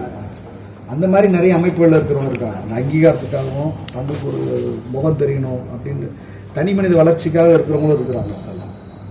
அங்கீகாரத்துக்காக கொள்கையை மாற்றிக்கிறவங்களும் இல்லை, அவங்க வரது அங்கீகாரத்துக்காக வரும்போது அவங்க கொள்கைக்காக வரணும். கொள்கைக்கால் ஈர்ப்பப்பட்டு வரவங்க வேற. அவன் எங்கே இருந்தாலும் வேலை செஞ்சுட்டே இருப்பான் மக்களுக்காக. அந்த அமைப்பே சரியில்லாமல் போனால் கூட, அந்த அமைப்பே நிறுத்து போனால் கூட அவன் வந்து திரும்ப வந்து மக்களுக்காக வேலை செய்கிற அமைப்போட சேர்ந்து தேடி பிடிச்சி இயங்க ஆரம்பிச்சிடுவான். கொள்கையால் ஈர்க்கப்படுறவங்க வேற, அடையாளத்துக்காக வரவங்க வேற. சார் சார் சொல்லுங்கள் சார். இல்லை முன்ன கேட்டாரா அவர் நிறுத்திட்டாரு. இந்த திரைப்படத்தில் வந்து அறம் சார்ந்த விஷயங்கள் வந்து பரவலாக பேசப்படுது. அது ரொம்ப ஸ்டார்டிங் சொன்னாங்க, ஹீரோ ஒர்ஷிப் வந்து முன்ன பேசுன மாதிரி இப்போ வந்து அந்த அறம் சார்ந்த விஷயங்கள் பேசுகிறதோ குறைஞ்சதா ஒரு பார்வை இருக்குது. இப்போ சமீபத்தில் வந்த லக்கி பாஸ்கர் முன்னாடி இந்த முகுதன் உண்ணி படத்தில் கூட வந்து ஒரு க்ரைம் பண்ணுறவர், ஸ்கேம் பண்ணுறவங்களை வந்து ஒரு ஹீரோவாக கடைசியில் வந்து அவங்க அதை குற்றத்தை உணராத மாதிரி காட்டி முடிக்கிறாங்க. இதை நீங்கள் எப்படி பார்க்குறீங்கன்னு ஒரு கேள்வி. இன்னொன்று வந்து இப்படி எடுக்கிறத வந்து அவங்க எப்படி ஜஸ்டிஃபை பண்ணுறாங்க அப்படின்னா, அது ஒரு கதை, அந்த கதாபாத்திரத்துக்கான கதை அப்படின்ட்டு மட்டும் சொல்கிறாங்க. இது அப்படி அணுகிறது சரியா அப்படின்னு ஃபஸ்ட்டு நம்ம அறம்ன்ற வார்த்தையை தவிர்த்துக்கலாம். அறம்ன்றதும் கூட திரும்ப எங்கேயாச்சும் போயிட்டு ஒரு ஆன்மீக சந்திலையோ இல்லை ஏதாச்சும் போய் விட்டுரும். அப்படி கிடையாது. மனித விழுமியங்கள்ன்றது வேல்யூஸாக நம்ம மதிப்பீடுகளாக வச்சுக்கலாம். நிறைய இந்த மாதிரி படங்கள் வரத்துக்கு இப்போ பார்த்தீங்கன்னா இந்த மத்திய தர வர்க்கம் இருக்கு இல்லையா, அப்பர் மிடில் கிளாஸ், அவங்க கதையாக தான் இருக்கும். நீங்கள் சொல்கிற லக்கி பாஸ்கர் ஆகட்டும் எல்லாமே இருக்கும். அவனுக்கு எல்லாமே என்னென்னா இந்த அப்பர் மிடில் கிளாஸ் கிட்ட ஒரு பெரிய நுகர்வு தேவையும் ஒரு தன்மையும் இருக்குது அவங்களுக்கு. அப்புறம் அவங்க ஏதோ ஒரு வகையில் ஒரு ஆதிக்க சமூகமாக இருக்கும். சாதியாவோ இல்லை ஒரு வர்க்கத்தில் வாழ்ந்து கட்ட ஆட்களாவோ அப்படி தான் இருக்கும். ஸோ அவன் தன்னை திரும்ப வந்து அந்த பொருளாதார நிலைக்கு கொண்டு போகிறது தான் விரும்பும். அதுக்காக அவன் எந்த இதுவும் யோசிக்க மாட்டான். அவனுக்கு வேல்யூஸ்லாம் கிடையாது. நீங்கள் அந்த மத்தியதர வர்க்கத்தோட குணங்களே பார்த்திங்கன்னா பெருசாக வந்து நான் தப்பிச்சு போய்க்கணும், என் பிள்ளை குட்டிங்க நல்லா இருக்கணும், நான் என் பிள்ளைய வந்து நல்ல ஸ்கூலில் போட்டு படிக்க வச்சுக்கணும். இந்த சமூகத்தை பற்றியில் எனக்கு எந்த அக்கறையும் கிடையாது. நான் காசு சேர்த்தேன்னா நான் ஒரு நல்ல வீடை கட்டிக்கணும், வெள்ளத்தில் வந்து என் வீடு பாதிக்கப்படக்கூடாது. ஒரு சிஸ்டத்தை எடுத்து கேள்வி கேட்குற மனங்கள்லாம் இருக்காது அவங்க அந்த மத்தியதர வர்க்கத்துக்கு. அந்த கேள்வியெல்லாம் இருக்காது. தன்னளவில் தப்பித்து கொள்றதுக்கும் தன்னளவில் தற்காத்து கொள்றதுக்கும் தான் சந்ததியை மட்டும் பாதுகாக்கிறதுக்கான ஒரு ரொம்ப சுயநலமான ஒரு எண்ணம் தான் இருக்கும். அவங்ககிட்ட நீங்கள் வேல்யூலாம் எதிர்பார்க்க முடியாது. அவன் கண்டு காணாமல் போவான். அவனுக்கு வந்தால் கூட என்ன பண்ணுவான்னா ஏதோ காசு கொடுத்து சரி கட்டிட்டு போகிறதுக்கு தான் அவன். ஸோ அது அந்த ரெப்ரசன்டேட்டிவ் எடுக்கிற படங்கள்ல இருந்து வர சிக்கல் தான் அது சினிமாவில் எல்லாருமே அப்படின்னு கிடையாது. இப்போ வந்து எப்படின்னா பார்க்கும்போதுமே அது வந்து இப்போ நம்ம அந்த படம் பார்க்கும்போதே வந்து நம்ம ஹீரோன்றதுனால தப்பிச்சிடக்கூடாதுன்ற எண்ணம் நமக்கு வருது. அதை அந்த மத்தியதர வர்க்கம் அதை அப்படி தான் அணுகும். படம் பார்க்குற அந்த மத்தியதர வர்க்கமே அதை எப்படி அணுகும்னா அவனை மாதிரி இப்போ லக்கி பாஸ்கர்னா நான் ஏதோ ஸ்கேம் பண்ணி நான் தப்பிச்சு அந்த கோடி கூட நான் பணத்தை சம்பாதிச்சு போயிடுவேன். ஏன்னா அவனை பொறுத்த வரைக்கும் என்னன்னா அவர் லாஜிக் சொல்லுவான், இந்த அரசாங்கம் எனக்கு எதுவும் செய்யாது, சொந்தக்காரன் எதுவும் செய்ய மாட்டான், நான் காப்பாற்றிக்கணும். ஆனால் சமூகத்துக்கு என்னோட பங்களிப்புலாம் எதுவுமே அவன் செஞ்சிடவே மாட்டான். ஒரு ஆர்ப்பாட்டம் நடக்குது, நிற்கிறது, ஒரு போராட்டம் நடக்குது, ஒரு நிற்குது, ஒரு உரிமை சார்ந்த விஷயத்துக்கு ஒரு கேள்வி எழுப்புறதுலாம் வரவே மாட்டான். அவன் நீங்கள் யாராவது எனக்கு போராடி எனக்கு வாங்கி கொடுத்துருங்க பண்ணுவோம். இல்லை சிலது சேஃபான கேமில் மட்டும் வந்து விளையாண்டு போயிடுவாங்க. இப்போ நீங்கள் ஜல்லிக்கட்டுக்கு வந்து மெரினா ஃபுல்லாக அத்தனை லட்சம் பேர் கூடணும், ஒரு சாதி ஆணவ படுகொலைக்கு எத்தனை பேர் கூட சொல்லுங்கள், கூட மாட்டான். ஏன்னா அது மத்தியதர வர்க்கத்துக்கு உழுக்கிற பிரச்சனை கிடையாது. அவனுக்கு இது வந்து ஒரு ஜாலியாக அவனும் நானும் போராட வந்தேன் அப்படின்னு நாங்கள் வந்து உட்காந்து வந்தால் 90%. இன்னொன்று அதுக்குள்ளே ஜல்லிக்கட்டுக்கு பின்னால் அவ்வளோ பெரிய கடுமையான சாதி அமைப்பு, அதெல்லாம் காப்பாற்றணும்ல மத்தியதர வர்க்கத்துக்கு. இதே ஒரு பொருளாதார பிரச்சனைக்கோ இல்லை மக்களுடைய சாதி பிரச்சனைக்கோ ஒரு ஆணவ படுகொலைக்கு எதிராகவோ அவ்வளோ பொது சமூகத்துக்கு தரல. இந்த பொது சமூகங்கிறது வந்து மத்தியதர வர்க்கமாக தான் இருக்குது. ஸோ அவனுக்கான விளிமைகள் தான் அவன் சினிமாவில் பேசுவாங்க. அதை வந்து இவங்க வசதியாக வந்து டார்க் ஹியூமர்னுப்பாங்க, இப்படி வகைமை இவங்களாம் வச்சுக்கிறது பேர் வசதியாக. நீ மணிரத்ன படங்கள்லாம் அந்த மாதிரி வகை படங்கள் தான் ஃபுல்லாகவே வந்து அப்படி சமூகத்தை பற்றிலாம் யோசிக்க மாட்டாங்க. அவன் தனி மனிதன், அவன் ஜெயிக்கிறது, தமிழ்நாட்டுக்கு போகிறது, இப்படி தான் இருக்கும் கதைகள்லாம். ஸோ ஒரு படம் வந்து பிடிக்கலன்னு சொன்னால் அந்த படத்தை எடுத்தவங்களும் அந்த படத்தோட க்ரீவ் மெம்பர் டேரக்டரோ ஆக்டரோ அதை சார்ந்து இருக்கிற யாரோ ஒருத்தவங்க வந்து என்ன சொல்கிறாங்கன்னா அதை நாங்கள் இவ்வளோ கஷ்டப்பட்டு எடுத்தோம், நீங்கள் இப்படி சொல்கிறீங்க.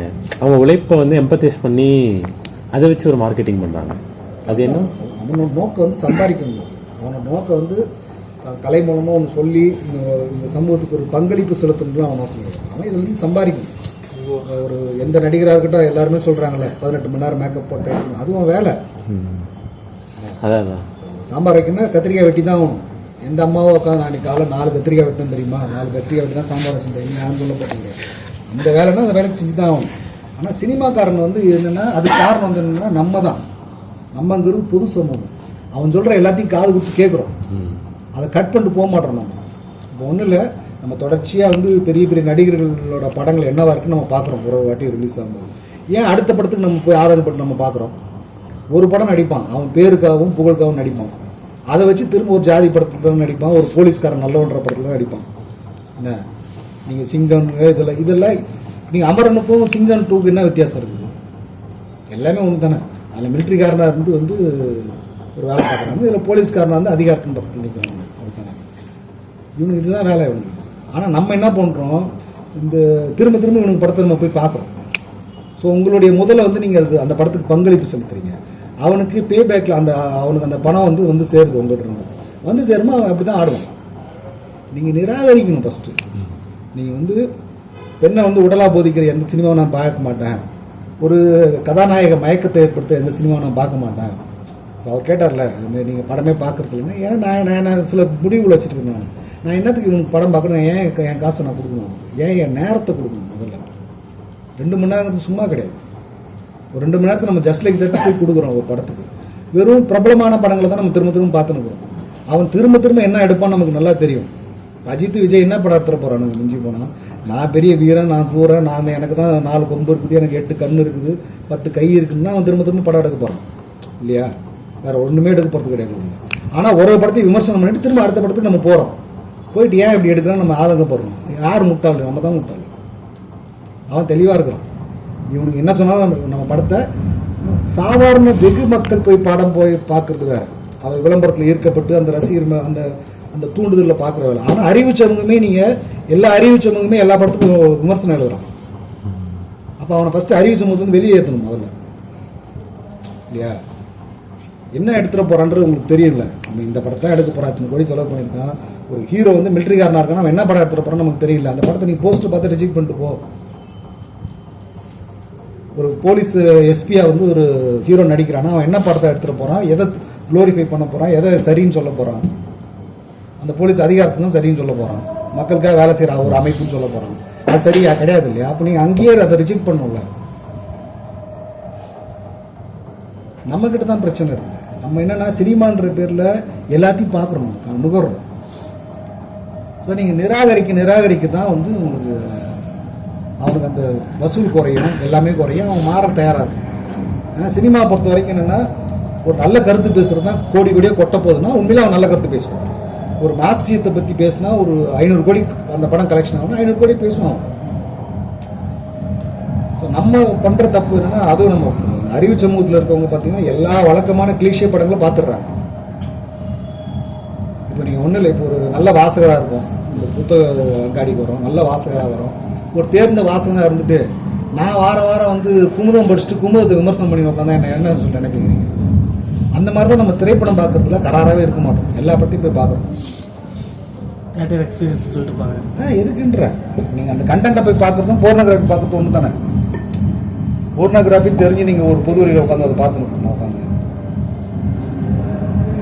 அப்போ நம்ம நிராகரிக்கிற இடத்துல இருக்கவே மாட்டோம். நம்ம நிராகரிக்காமல் நம்ம அதை பேசவே கூடாது. அவன் எல்லா தப்புக்கும் நம்ம காசு கொடுக்கணும். அவனோட தப்பை என்கரேஜ் பண்ணுறதுக்கு நம்ம பங்களிப்பு செலுத்தணும். சார் இப்போ டேரக்டர்ஸ் கிட்ட வந்து இப்போ ஒரு ஏடியா சான்ஸ் பண்ண போகிறோம்னு வச்சுக்கோங்களேன், அவங்க வந்து என்ன எதிர்பார்க்குறாங்கன்னா பையன் வந்து எக்ஸ்பீரியன்ஸ்டாக இருக்கணும், டெபியூட் அவங்களே டெபியூட் ஃபிலிம் தான் பண்ணுவாங்க, பட் ஆனால் ஏடிஸ் மட்டும் வந்து எக்ஸ்பீரியன்ஸாக இருக்கணும், தான் ஒரு 2 படத்தில் வேலை செஞ்சுருக்கணும் ஏடியா, அந்த மாதிரி தான் எடுக்கிறாங்க. நிறைய சிக்கல் இருக்கு. திரைப்பட இயக்குனர் டெபியூவாக இருப்பான், ஆனால் அவனுக்கு ரெஸ்ட்ரிக்ஷன். அவனுக்கு வந்து வேலை ஒரு 50 நாள் எடுக்க வேண்டிய படம் 30 நாள் எடுத்தால் தான் அந்த பிள்ளைக்கு வாய்ப்பு கொடுப்பாங்க. அனுபவம் இருக்க ஆட்கள் தான் அவன் வேலைக்கு வச்சுக்க முடியும். என்னோட கேள்வி என்னன்னா, ஒரு ப்ரொடியூசரே நீங்களே அவன் அஸ்லேட்டராக வேலை சொல்லியிருப்பான், சினிமா அனுபவம் இல்லை ஃப்ரெஷ்ஷாக வரவங்க கூட கேட்குறேன். அது அவங்களோட தனிப்பட்ட இல்லை. நான் இப்போ நீங்கள் ஒன்றும் இல்லை, இப்போ நீங்கள் வேறு மாதிரி எக்ஸாம்பிள் சொல்கிறேன். ஒரு பொண்ணு இருக்குன்றதுனால 10 பேர் போய் ப்ரொப்போஸ் பண்ணுறதுனால 10 பேரையும் அந்த பொண்ணு லவ் பண்ணணும் தேவையில்லை. அவங்களுக்கு அது விருப்பம் இருக்கணும், அது ஒரு பரஸ்பரம். அது மாதிரி தான் இந்த எல்லாரையும் நீங்கள் சேர்த்துக்கவே முடியாது. ஒருத்தருக்கு ஒரு வேல்யூஸ் இருக்குது. இப்போ எனக்கு ஒரு வேல்யூஸ் இருக்கும். இப்போ நான் என்னென்னா நான் ஃபஸ்ட் ஜென்ரேஷன் தான் எடுப்பேன், ரொம்ப பின்தங்கின பகுதியிலேருந்து வரவங்களை எடுப்பேன். இப்படி எனக்கு ஒரு யோசனை இருக்கும், ஒரு யோசனை இருக்கும். அது தனிப்பட்ட நபர்கள் சார்ந்தது. அதுக்கு இதுதான் ரூல்ஸு ரெகுலேஷன்ஸு அப்படிலாம் ஒன்றுமே கிடையாது. அதனால் ரிஜெக்ட் பண்ணுறதுனால மட்டுமே வந்து அதை அப்படி பார்க்க முடியாது. அவங்களோட சூழல் இருக்கும். நீங்கள் ஒரு சில இடத்துல 2 அசிஸ்டன்ட் மேலே வச்சுக்க முடியாது. ஏன்னா 2 அசிஸ்டன்ட் ரைட்டர்னா 5 அசிஸ்டன்ட் ரைட்டர் வைக்கிறீங்கன்னா இந்த 5 பேரை நீங்கள் லாட்ஜ்லேருந்து ஷூட்டிங் ஸ்பாட் கொடுப்பதுக்கு ஒரு கார் தனியாக வேணும். அந்த ஒரு காருக்கு வாடகை இருக்குது, டிரைவர் பேட்டா இருக்குது, டீசல் இருக்குது, அப்புறம் 5 பேருக்கு ரூம் தங்க வைக்கிறதுக்கான காசு இருக்குது. இது எல்லாமே பட்ஜெட் சார்ந்த விஷயம். சிலர் வாய்ப்பு கேட்கும்போது சொல்லுவாங்க, நான் சும்மா வரேன் சார், எனக்கு சம்பளம் வேணாம், நான் வந்து சும்மா வந்து நிற்கிறேன்னா உனக்கு 3 நாள் சாப்பாடு போடணுமே, அது என்னோடய பட்ஜெட்டில் வரும். ஸோ அதனால் வந்து அது நிறைய சிக்கல் இருக்குது. அதை நம்ம பொதுத்தன்மையாகவே அணுகிட முடியும் எந்த வேலைக்குமே. சரி சரி, இப்போ வாசிக்கப்பட வேண்டிய புத்தகங்கள் வந்து நீங்கள் பரிந்துரைக்கிறது தான் ஒரு அதில் ஒரு இல்லை அந்த மாதிரி இல்லை. நம்ம என்னென்னா ஃபஸ்ட்டு நீங்கள் வந்து விஞ்ஞானபூர்வமாகவும் அறிவியல் பூர்வமாகவும் படிக்கணுன்றது என்னோட ஆசை. நீங்கள் படைப்புகள் சார்ந்தாலும் அதுக்கப்புறம் நீங்கள் தீவிரமாக போகணும். ஃபஸ்ட்டு இந்த சமூகம் எப்படி இயங்குது, இப்போ வாழ்க்கை முதல் கொண்டு வரை படிக்கலாம். இந்த மாதிரி அடிப்படையான விஷயங்கள் இருக்குது. இந்த மனித சமூகம் எப்படி தோன்றுச்சு, எப்படி வளர்ந்துச்சு, இதில் எப்படி படிநிலைகள் உருவாச்சு, இந்த ஒரு சமூக அறிவியல் சார்ந்த விஞ்ஞானபூர்வமான அறிவியல் சார்ந்த விஷயங்களை படிக்கிறது தான் நான் பரிந்துரைக்கிறேன். நீங்கள் அதுலேருந்து தான் நீங்கள் வேறு அடுத்தடுத்து போக முடியும். சார், இந்த குழந்தைங்கள்லாம் படிக்கிறதுக்காக அவங்கள எப்படி படிக்க வைக்கிறது சார்? இப்போ நம்ம பள்ளிக்கூடம் போகிறாங்க, வராங்க, படிக்கிறாங்க, இப்படி தான் இருக்காங்க. நம்ம அவங்க புத்தகம் வாசிக்கிற அளவுக்கு கொண்டு வருது இந்த மாதிரி ஒரு எளிமையான என்னென்னா புத்தகம் வாசிக்கணும்னு கூட அவசியம் கிடையாது. அவங்களுக்கு எந்த சிலருக்கு விளையாட்டு மேலே விருப்பம் இருக்கும், சிலருக்கு வந்து ஏதோ ஒரு ஒரு பொருளை பிச்சு போட்டு திரும்ப மாற்ற ஒருத்தருக்கு ஒரு தனித்தன்மை இருக்குல்ல, அதை கொஞ்சம் நம்ம உள்வாங்கி அதுக்கேற்ற மாதிரி நம்ம நகர்த்தி கொண்டு போனால் நல்லா இருக்கும். நம்மளோட இதையே நம்ம இறக்கி வைக்கிறதுக்கு வந்து வன்முறை தான் அது. ஏன்னா இந்த குழந்தைங்களுக்கான இலக்கியம் ரொம்ப சொற்பம் தான், கம்மி தான். குழந்தைங்களை பற்றி புக்ஸ் இருக்கும், குழந்தைங்களுக்கான புத்தகங்கிறது ரொம்ப கம்மி. அப்போ நம்ம வந்து நீங்கள் பெரிய ஆட்களுக்கான புத்தகத்தை குழந்தைங்களுக்கு கொடுத்து படிக்க வைக்கிறது வன்முறை தான் அது. இல்லை அவங்க 15 வயசுக்கு மேலே அவங்க படிச்சு தான் நான் படிக்கணுன்றது தானே எண்ணம். படிக்கலைன்னா நான் இந்த இடத்துக்கு வர மாட்டேங்க. முடிவு பண்ணவே முடியாது, அது அவங்க தேர்ந்தெடுப்பாங்க. நீங்கள் வழிகளை காட்டுங்க அவங்களுக்கு. அதான் அது எந்த மாதிரியான வழிமுறைகள்? இல்லை அவங்களுக்கு ஃபஸ்ட்டு எந்தது இப்போ ஒருத்தருக்கு வரலாறு பிடிக்கும், ஒருத்தருக்கு புவியியல் பிடிக்கும், எது அதிகமாக பிடிக்குதோ அது சார்ந்த விஷயங்கள் நீங்கள் அறிமுகப்படுத்தும் போது அவங்க அந்த டிபார்ட்மெண்ட்டுக்குள்ளே ரொம்ப போவாங்க. நம்ம என்ன பண்ணுறோன்னா, இப்போ நான் ஒரு மார்க்சிஸ்ட் பின்னணியிலேருந்து வந்தனால எடுத்தோன்னே என் குழந்தைக்கு போய் நான் மார்க்சிஸ்ட் தான் சொல்லிக் கொடுக்குறேன், அறிவியல் தான் சொல்லிக் கொடுக்கணும் அடிப்படையில். அப்போ சயின்டிஃபிக்காக நீங்கள் குழந்தைங்களை வளர்த்திங்கன்னா போதும். நம்ம ஃபண்டமெண்டல் ரைட்ஸே தான் சொல்லுது, ஒவ்வொரு குடிமகனும் வந்து சயின்டிஃபிக் டெம்பரமெண்ட்டோட தான் வளரணும். சரிங்களா? நீங்கள் அறிவியல் பூர்வமாக வளர்ந்துட்டீங்கன்னாவே அவன் எல்லாத்தையும் பகுத்தாயும் தேட ஆரம்பிச்சிடும். நீங்கள் எல்லா குழந்தையும் நீங்கள் ஃபஸ்ட்டு அறிவியலை நோக்கி நகர்த்துனீங்கன்னு வச்சுங்களேன், இந்த ஏற்கனவே உள்ள மூட நம்பிக்கைகள், பழக்க வழக்கங்கள், சம்பிரதாயங்கள் இதெல்லாம் தூக்கி கடாசிட்டு நீங்கள் அறிவியல் பூர்வமாக ஒரு குழந்தைய வளர்க்க ஆரம்பிச்சிட்டிங்கன்னா, சயின்டிஃபிக்காக நீங்கள் வளர்க்க ஆரம்பிச்சுன்னு வச்சுங்களேன், அவன் பிச்சின்னு போயிடுவான், எங்கே வேணால் போயிடுவான். இல்லை அவங்க போகிறாங்க சார், ஆனால் அதுக்கு முன்னாடி நம்ம படிக்கணும்ல சார், நம்ம படிக்கிறதுக்கு அந்த நீங்கள் அறிவியல் பூர்வமாக மாறணும். ஃபஸ்ட்டு உங்களை நீங்கள் சுய ஆய்வு பண்ணணும். நான் எந்த வகையில் வந்து இன்னும் பழமையை தூக்கி சுமக்கிறேன், எந்த வகையில் வந்து இந்த சமூக கசடுகளை நான் வச்சுருக்கிறேன், நான் எதை தூக்கி போடுறேன், அது உங்களுடைய மாற்றத்துக்கு நீங்கள் சுய பரிசோதனை பண்ணிக்கலாம். ஆனால் குழந்தைங்களை பொறுத்த வரைக்கும் நீங்கள் சயின்டிஃபிக்காக வளர வைங்க. ஒரு புவி விஷயத்தை சொல்லிக் கொடுங்க, மழை எப்படி பெய்யுதுன்னு சொல்லிக் கொடுங்க. இதெல்லாம் நீங்கள் சயின்டிஃபிக்காக சொல்லி கொடுத்தீங்கன்னா அது இது சார்ந்த மூட நம்பிக்கையிலே வளராது. அதுக்கு அந்த கேள்வி எழுந்துனே இருக்கும். நாளை பின்ன எவனா ஒருத்த வந்து ஒரு பேய் கதை சொன்னால் கூட அது இப்படி கிடையாதுப்பா அப்படின்னு சொல்லுவோம். நீங்கள் சயின்ஸ் அறிவியலை கற்றுக் கொடுக்குறது தான் ரொம்ப முக்கியம். குழந்தைக்கு அறிவியல் பூர்வமாக வளர்த்துட்டோம்னாவே அந்த குழந்தை வந்து தான் சார்ந்த துறைகளில் வந்து அவ்வளோ அழகாக ரீச் பண்ணுறோம். இல்லை எம்ப ஏன்னா இப்போ நான் வரேன், நூலங்காடி வரேன், நான் ஒரு புத்தகம் வரேன்னா அவனும் படிக்கணுன்ற எண்ணத்தோடு தான் வரான். நான் மட்டும் படிச்சுட்டு வச்சுட்டு போகணும். அதான் நேஷனல் புக்கு இந்த NBTலாம் இருக்கும், நேஷனல் புக் ட்ரஸ்ட், அதில் புக்ஸ்லாம் நிறைய குழந்தைங்களுக்கான புத்தகங்கள்லாம் இருக்குது. அறிவியல் சார்ந்த நிறைய புத்தகங்கள், அறிவியல் சார்ந்த புத்தகங்கள் நிறைய வாங்கிக்கலாம். அதை பழக்கணும். முதல்ல நீங்கள் அறிவியலை கற்றுக் கொடுத்துட்டுனா அவன் வந்துடுவான். நீங்கள் அறிவியல் தான் எல்லாத்துக்குமான, அது வந்து மூடநம்பிக்கை எதிராக கேள்வி கேட்கும், ஒரு பழமையான பழக்கவழத்துக்கு எதிராக கேள்வி கேட்கும், ஒரு விஞ்ஞானத்துக்கு எதிராக ஒரு விஷயத்தை நீங்கள் பேசினா அதை கேள்வி கேட்கும். நீங்கள் சின்ன வயசுலேருந்து அந்த தன்மையை வளர்த்துட்டிங்கன்னாவே போதும். இல்லை சார், நீங்கள் சொன்னது எல்லாமே இவங்க கேட்டதுக்கெல்லாம் அதுலேருந்தே சொல்லிட்டீங்க. இல்லை அந்த மாதிரி நம்ம முன்னாடி கொண்டு வரதுக்காக கேட்குறோம். இல்லை அதான் சிம்பிள், அறிவியல் பூர்வமாக நீங்கள் வளர்க்கணும். அவ்வளோதான். நீங்கள் கண்ணை மூடின்னு சாமி கும்பிடுன்னு சொல்லாதீங்க, என்ன இதை செய்யணும் சொல்லாதீங்க. எல்லாத்தையும் கேள்வி கேட்க வைங்க. குழந்தைங்க கேட்குற கேள்விக்கு நீங்கள் விடை தேடி பதில் சொல்லுங்கள். நம்ம பொதுவாக நம்ம என்ன பண்ணுவோம், ஒரு நம்மளோட அறிவை சோதிக்கணும் ரொம்ப சிம்பிள். ஒரு குழந்தைய உட்கார வச்சு நம்மகிட்ட கேள்வி கேட்க சொன்னோம்னா நம்ம ஜீரோன்றது நமக்கு தெரிஞ்சிடும். ஆமாம், ஏன்னா ரொம்ப சிம்பிளாக கேட்கும். இந்த ஃபேன் எப்படி சுற்றுன்னு கேட்கும், நம்மளால் சொல்ல தெரியுமா? சுவிட்ச் போட்டால் சுற்றுன்னு மட்டும் சொல்ல முடியாது. அது கரண்ட்டு ப்ளஸ்ஸு மைனஸு இது எல்லாத்தையும் நீங்கள் உங்களுக்கு நமக்கு எக்ஸ்பிளைன் பண்ண தெரியும். அப்போ தான் நமக்கு தெரியும், நமக்கு இதை பற்றி தெரியலன்னு தெரியும். ஆனால் நாமளும் அது அந்த மாதிரி பயிற்சி எடுக்கணுன்றீங்க. அதான் சொல்கிறேன், குழந்தைங்கிட்ட உரையாடும் போது தான் குழந்தைங்கிட்ட உங்கள் அறிவை திணிக்காமல் நீங்கள் பிளைண்டாக அதுங்க கேட்குற கேள்விக்கு வந்து பதிலே சொல்ல முடியாது. இப்போ மைக்கில் பேசுறது எப்படிப்பா சத்தமாக கேட்குறேன்னு என்ன சொல்லுவீங்க நீங்கள்? நமக்கு அந்த விஞ்ஞானம் தெரிஞ்சிருக்கும், அந்த அறிவியல் தெரிஞ்சிருக்கும். ஃபஸ்ட்டு நம்ம தெரியலன்னு ஒத்துக்கணும். அந்த குழந்தைகிட்ட நம்ம ஒத்துக்க மாட்டோம். ஸோ அப்போ நம்மளும் சயின்டிஃபிக்காக வளர வேண்டியது இருக்குது. குழந்தைங்களோட சேர்ந்து அறிவியல் பூர்வமாக நம்ம யோசிக்கும் போதும் வளரும் போது மட்டும்தான் இந்த உலகத்தை வந்து ரொம்ப ப்ராப்பராக புரிஞ்சுக்க முடியும். இன்னொன்று சார், அந்த பழமையான விஷயம்லாம் இருந்துச்சுங்களா, இங்கே ஒரு என்ன சொல்கிறேன், இந்த மாதிரி பேசும்போது பார்த்தீங்கன்னா நம்ம ஜாதி மதம் எல்லாம் அந்த டைம் மட்டும் தான் ஸ்பார்க் இதாகுது. ஆனால் தெரிஞ்சும் தெரியாமல் நாமளும் அதை ஏதோ ஒரு இடத்துல இதை கடக்க முடியல. ஏதோ ஒரு இடத்துல எல்லாருமே அந்த இது எதை தடுக்குன்னு தெரியல. இல்லை, குடும்பங்கிற அமைப்பு தான் சாதியை பாதுகாக்கும், மதத்தை பாதுகாக்கும். வேறு ஒன்றுமே கிடையாது. குடும்பங்கிற அமைப்பு தான் அது எல்லாத்தையும் உங்களை வச்சு பாதுகாத்துக்கணும். ஏன்னா போர்ச்சுகீஸ் சொல் அப்படின்ற அதில் தான் சாதின்ற வார்த்தையை வந்து எடுத்தாங்க அப்படின்னு நான் படிச்சிருக்கிறேன் ஏற்கனவே இந்த விஷயம். அதுக்கான பொருள் என்ன அப்படின்னும் போது கேஸ்ட் அப்படின்னு ஆங்கிலத்தில் நம்ம சொல்கிறோம் இல்லையா, அதுக்கான பொருள் வந்து என்னென்னா குடும்பம் அல்லது வாரிசு அப்படின்னு சொல்லிட்டு குறிப்பிட்டிருந்தாங்க. இந்த விஷயம் என்னென்னா, என்னுடைய அப்பா காலத்துலேயோ என்னுடைய தாத்தா காலத்துலேயோ இந்த சாதி அமைப்பு இருந்தது. நான் சின்ன வயசுலேருந்து பார்த்துட்டு வந்துருக்கிறேன். அப்படின்னா இப்போ நான் படிச்சுட்டேன், எனக்கு இந்த விஷயம் என்னென்னா எல்லாரும் சமம் தான் அப்படின்ற விஷயம் வந்து எனக்கு ஒரு கல்வி வந்து எனக்கு சொல்லி கொடுத்துருக்குது. ஆனாலுமே என்னென்னா எல்லாரையும் நான் சமமாக மதிக்கணும்னு, எல்லார்ட்டையும் நல்லா பேசணும் அப்படின்னும் போது ஏதோ ஒரு விஷயம் என்னை தடுக்குது அந்த இடத்துல. இதே வந்து என் ஊர்லேயே வந்து சாதி அமைப்புனால தனித்தனி சாதிகள் இருக்குது அப்படின்னா நான் எல்லாருக்கிட்டையுமே நல்லா பழகும் போது நம்மளுடைய சமூகத்தில் இருக்கிறவங்க என்ன சொல்றாங்கன்னா நீ ஏன் இப்படி பழகுற அப்படின்ற ஒரு விஷயத்த கேட்க ஆரம்பிக்கிறாங்க. இப்போ இவங்களுக்கு வந்து நம்ம எப்படி அதை சொல்லி புரிய வைக்கிறது? ஃபஸ்ட்டு சாதி அமைப்பில் 2 விஷயத்தை நம்ம கவனமாக புரிஞ்சுக்கணும். சாதி அமைப்புன்னு நம்ம ஒட்டுமொத்தமாக எல்லா சாதி அமைப்பையும் நிராகரிக்க முடியாது. சாதி ஒடுக்குமுறைக்கு எதிரான அமைப்புகள், சாதி உரிமைகளுக்கு எதிரான அமைப்புகள்ங்கிறது வேற, சாதி பெருமை பேசுகிற அமைப்புகள்ன்றது வேற. நிறைய ஆதிக்க சமூகத்துக்கிட்ட இருக்கிறது சாதி பெருமை பேசுகிற அமைப்பு. நாங்கள் ஆண்ட பரம்பரை, நாங்கள் வீரன், நாங்கள் சத்திரியன், நான் அவன் இவன், எனக்கு 8 கண்ணு, இப்படி சொல்கிறது. இன்னொன்று, என்னை வந்து சாதி ரீதியாக நீ அடக்குமுறை செய்கிற, ஒடுக்குமுறை செய்கிற, அதுக்கு எதிராக வந்து நான் வந்து அணிதிரண்டு போராடு வென்றெடுக்கிறது, அது வேற. நம்ம அதை வந்து சாதி சங்கமாக மட்டும் பார்த்துட முடியாது. அது வந்து ஒடுக்குமுறைக்கு எதிரான ஒரு அமைப்பு. நம்ம பொதுவாக வந்து என்னென்னா தட்டையாக வந்து இங்கே என்ன பண்ணுவாங்கன்னா எல்லா சாதி சங்கத்தையும் ஒரே வகைப்படுத்திடுவாங்க. பெருமை பேசுகிறதும் அடக்குமுறைக்காக பயன்படுத்துகிற சாதி அமைப்புகள்ன்றது வேற, அடக்குமுறையிலேருந்து மீண்டு எழுறது, வென்றெடுக்கிறது, சமூக நானும் வந்து சமான்றதை நிரூபிக்கிறதுக்காக போராட்டத்துங்கிறது வேற. இது இந்த தடை இருக்க தான் செய்யும்.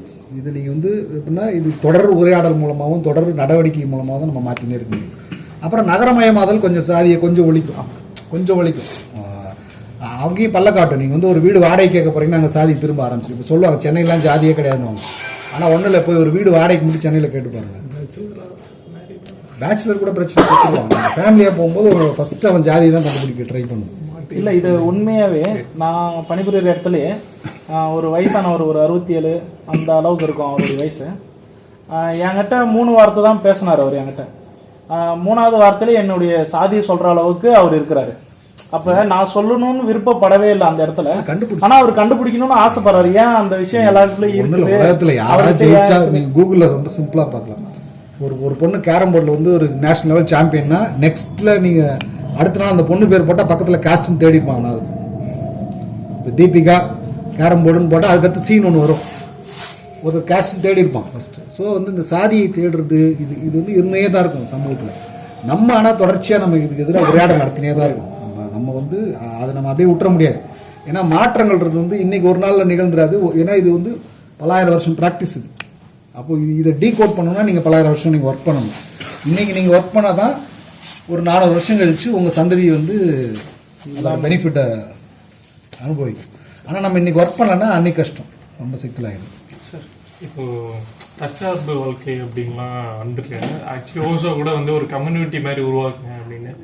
இப்போ எப்படின்னா நம்மளுக்கு தேவையான ப்ரொடக்ஷன்லாம் உருவாச்சுன்னா இப்போ நம்மளே நம்ம தேவைகள், இப்போ ஒருத்தருக்கு வந்து பெயிண்டிங் வரும், ஒருத்தருக்கு டிரைவிங் வரும், அந்த மாதிரினா ஸோ எல்லாரும் சேர்ந்து ஒருமிச்சு வேலை பார்க்கும்போது அந்த ப்ரொடக்ஷனோட வேல்யூ அதிகமாக இருக்கும்.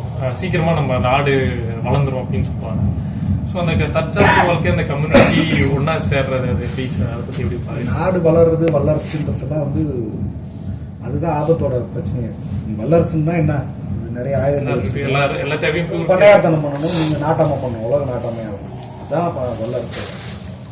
அப்புறம் தற்சார்பு நிறைய தப்பாகவும் புரிஞ்சுக்கிறாங்க நிறைய பேர். இப்போ சமீபத்தில் பார்த்தீங்கன்னா இப்போ கூட கொஞ்ச நாளைக்கு மேலே ஒரு தம்பி அந்த அவங்களே பிரசவம் பார்த்து ஒரு குழந்தை அவங்க ஒய்ஃப்லாம் இறந்து போச்சு. அதான் தரும்பூர் தான். அந்த மாதிரி நிறைய அறிவியலுக்கு ஒவ்வாத விஷயங்கள் இருக்குது. சில இப்போ இந்த கையத்துக்கு ஒருத்தர் பேசுவார், அவர் பேசுகிற தற்சார்பெல்லாம் வேறு. ஸோ அந்த மாதிரி நிறைய சிக்கல் இருக்குது. அதாவது நீங்கள் வந்து சமூக விஞ்ஞானத்தோடு தான் அணுகணும் எல்லாத்தையுமே. மாற்றங்களை வந்து அப்படியே பழமை அப்படியே இருக்கணும், மாற்றங்கள் இருந்துதான் இருக்கும். நீங்கள் தொழில் வளர்ச்சி, தொழில்நுட்ப வளர்ச்சி, இதெல்லாமே அதெல்லாம் சாதியை உடைக்கிறதுக்கான ஒரு ஸ்பேஸ் தான். ஆனால் அதில் யாருக்கு நம்ம பயன்படுறோம், என்ன மாதிரி நம்ம வேலை இருக்குது, இதோட பெனிஃபிஷியரி யார், இந்த கான்சியஸ் இருந்துனே இருக்கணும். நீங்கள் அவ்வளோதான். இது திரும்ப வந்து ஒரு வல்லாதிக்கத்துக்கு கீழே கொண்டு போயிடுமா, இல்லை திரும்ப வந்து ஒரு வர்க்கமாக யாரோ ஒருத்தர் சுரண்டதுக்கு வழி கொடுத்துருமா, அதில் மட்டும் நீங்கள் கான்சியஸாக இருக்கணும். மற்றபடி இது மாற்றம் நிகழ்ந்துன்னு தான் இருக்கும். தற்சார்பாக இருக்கட்டும், நீங்கள் ஒரு கூட்டு வாழ்க்கையாக இருக்கட்டும், என்ன வேணாலும் இருக்கட்டும். ஆனால் அதோடைய விளைவு எதுக்காக, யாருக்காக இருக்குது, அந்த விளைவு வந்து ஒருத்தட்ட போய் கும்பிதா, ஒரு தனி சொத்தாக மாறுதா, இல்லை ஒரு நிறுவனமாக மாறுதா, இல்லை எல்லாருக்கும் பயனளிக்குதான்றதை மட்டும்தான் நம்ம கான்சியஸாக பார்த்துட்டே இருக்கணும். அந்த கான்சியஸ் இருந்தாவே நம்ம அதுக்குள்ளே ஒர்க் பண்ணிகிட்டே இருக்க முடியும். இப்போ எப்படின்னா ஃபேமிலி அப்படின்ற ஒரு விஷயத்த ஓசோ வந்து உடைக்கிறாரு.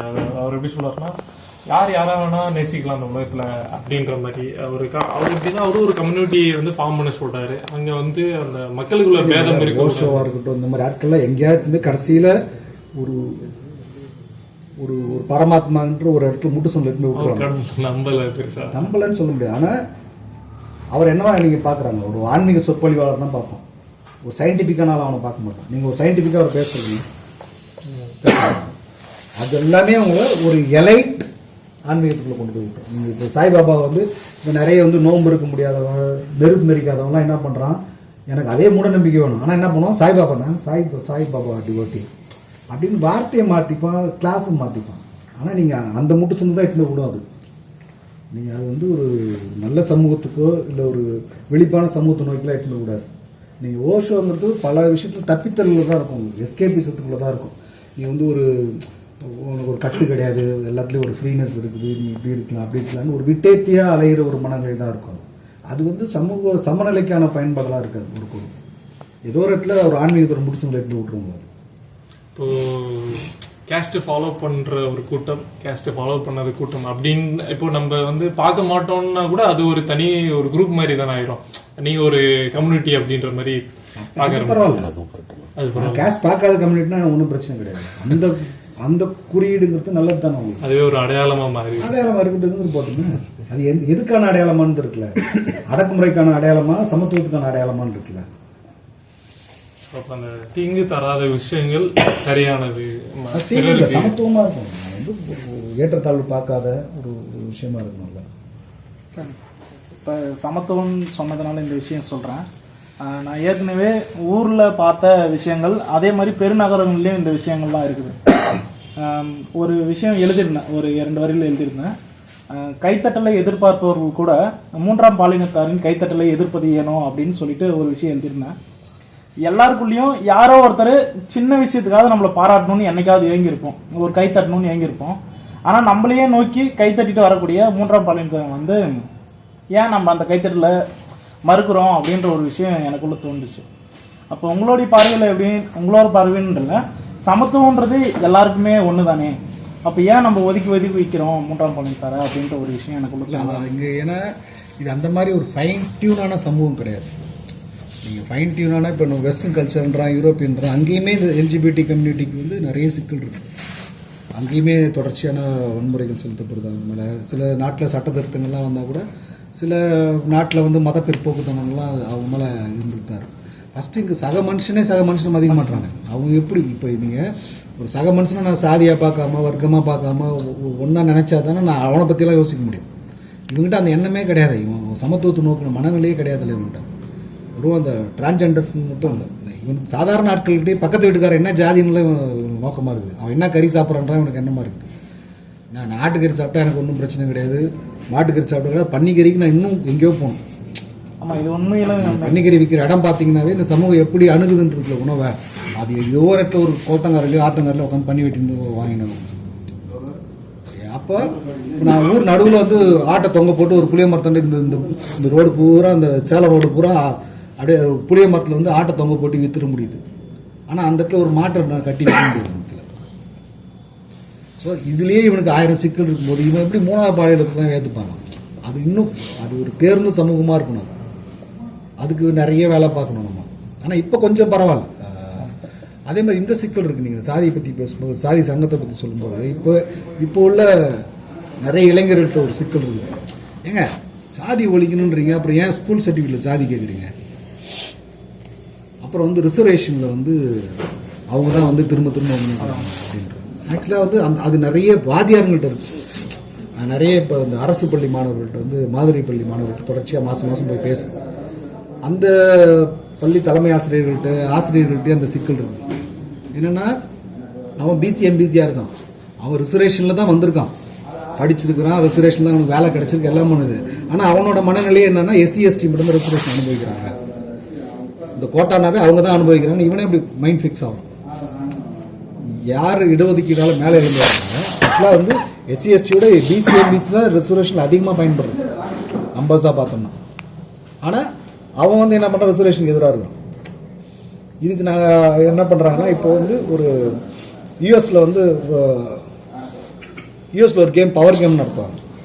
எப்படின்னா ஒயிட்டுக்கும் பிளாக்குக்குமான இது அந்த குழந்தைங்கிட்ட புரிய வைக்கிறது, இனத்தால் எப்படி வந்து அவங்க இதே கேள்வி தான் அங்கே இருக்குது. அங்கே என்ன மாதிரி கேள்வி எழுப்புறாங்கன்னா, இந்த வெள்ளைக்கார குழந்தைங்களாம் அவங்களாம் வந்து நல்ல பெனிஃபிட்டாக படித்து வந்துட்டாங்களே, இன்னும் ஏன் வந்து அவங்களுக்கு இந்த சலுகை கொடுக்குறீங்க, இந்த சலுகை கொடுக்குறீங்க கேட்கும்போது என்ன பண்ணுறாங்கன்னா, அவங்க ஒரு பவர் கேம்னு நடத்துகிறாங்க. எப்படின்னா ஒரு வெள்ளைக்கார குழந்தைய 10 குழந்தை நிற்க வச்சிடுறாங்க ஸ்கூலில். நிற்க வச்சுட்டு இப்போ வந்து அதில் ஒரு 5 பேரை பிளாக்காக நினச்சிக்க சொல்கிறாங்க ரெப்ரஸன்டேட்டிவாக, இன்னொரு 5 பேரை ஒயிட்டோட ரெப்ரஸன்டேட்டிவாக நினச்சி சொல்கிறாங்க. நினச்சி சொல்லிட்டு அவங்க என்ன சொல்கிறாங்கன்னா, இப்போ இந்த இடத்துல வந்து ஒரு திருடு போகுது, போலீஸ் வராங்க, ஃபஸ்ட்டு யாரை சந்தேகப்படுவாங்க அப்படின்னு அந்த குழந்தைங்களுக்கு கேள்வி கேட்குறாங்க. அதில் எல்லா 10 குழந்தையும் என்ன சொல்லுது, ஃபஸ்ட்டு பிளாக்காக தான் சந்தேகப்படுவாங்கன்னு. அப்போ பிளாக் 2 ஸ்டெப் பின்னால் வாங்குவாங்க.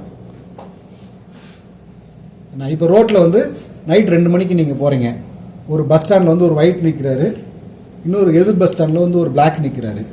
நீங்கள் வந்து யார் பக்கத்தில் போய் நிற்பீங்க அப்படின்னா எல்லா குழந்தைங்களுமே என்ன பண்ணுறது, நாங்கள் ஒயிட் பக்கத்தில் தான் போய் நிற்போம்னா இன்னும் பிளாக் 2 ஸ்டெப் பின்னால் வாங்க. இப்படி பண்ணி பண்ணி பண்ணி ஒரு கேம் மாதிரி நடத்தி அப்போ இந்த இடைவெளியை புரிய வைக்கிறாங்க அந்த குழந்தைங்களுக்கு. அப்போ உங்கள் மன அளவில் பிளாக் மேலே நீங்கள் இன்னும் எப்படியா பார்க்குறீங்க, அதனால தான் நம்ம இன்னும் அவங்களுக்கு ஒரு செலவு கொடுத்து இந்த இடத்துக்கு கொண்டு வர வேண்டியது இருக்குது அப்படின்னு சொல்கிறாங்க. இப்போ அதே இங்கே நம்ம ரிசர்வேஷனுக்கு அப்படி தான் அந்த கேம் நடத்துகிறோம். அந்த வாதியாரங்கள்லாம் நிற்க வச்சு என்ன எப்படி நடத்துகிறோன்னா, SC ST வாதியாரங்களை நிற்க வைக்கிறது கிடையாது, BC MBC வாதியாரங்களை கூப்பிட்டு நிற்க வைக்கிறோம்.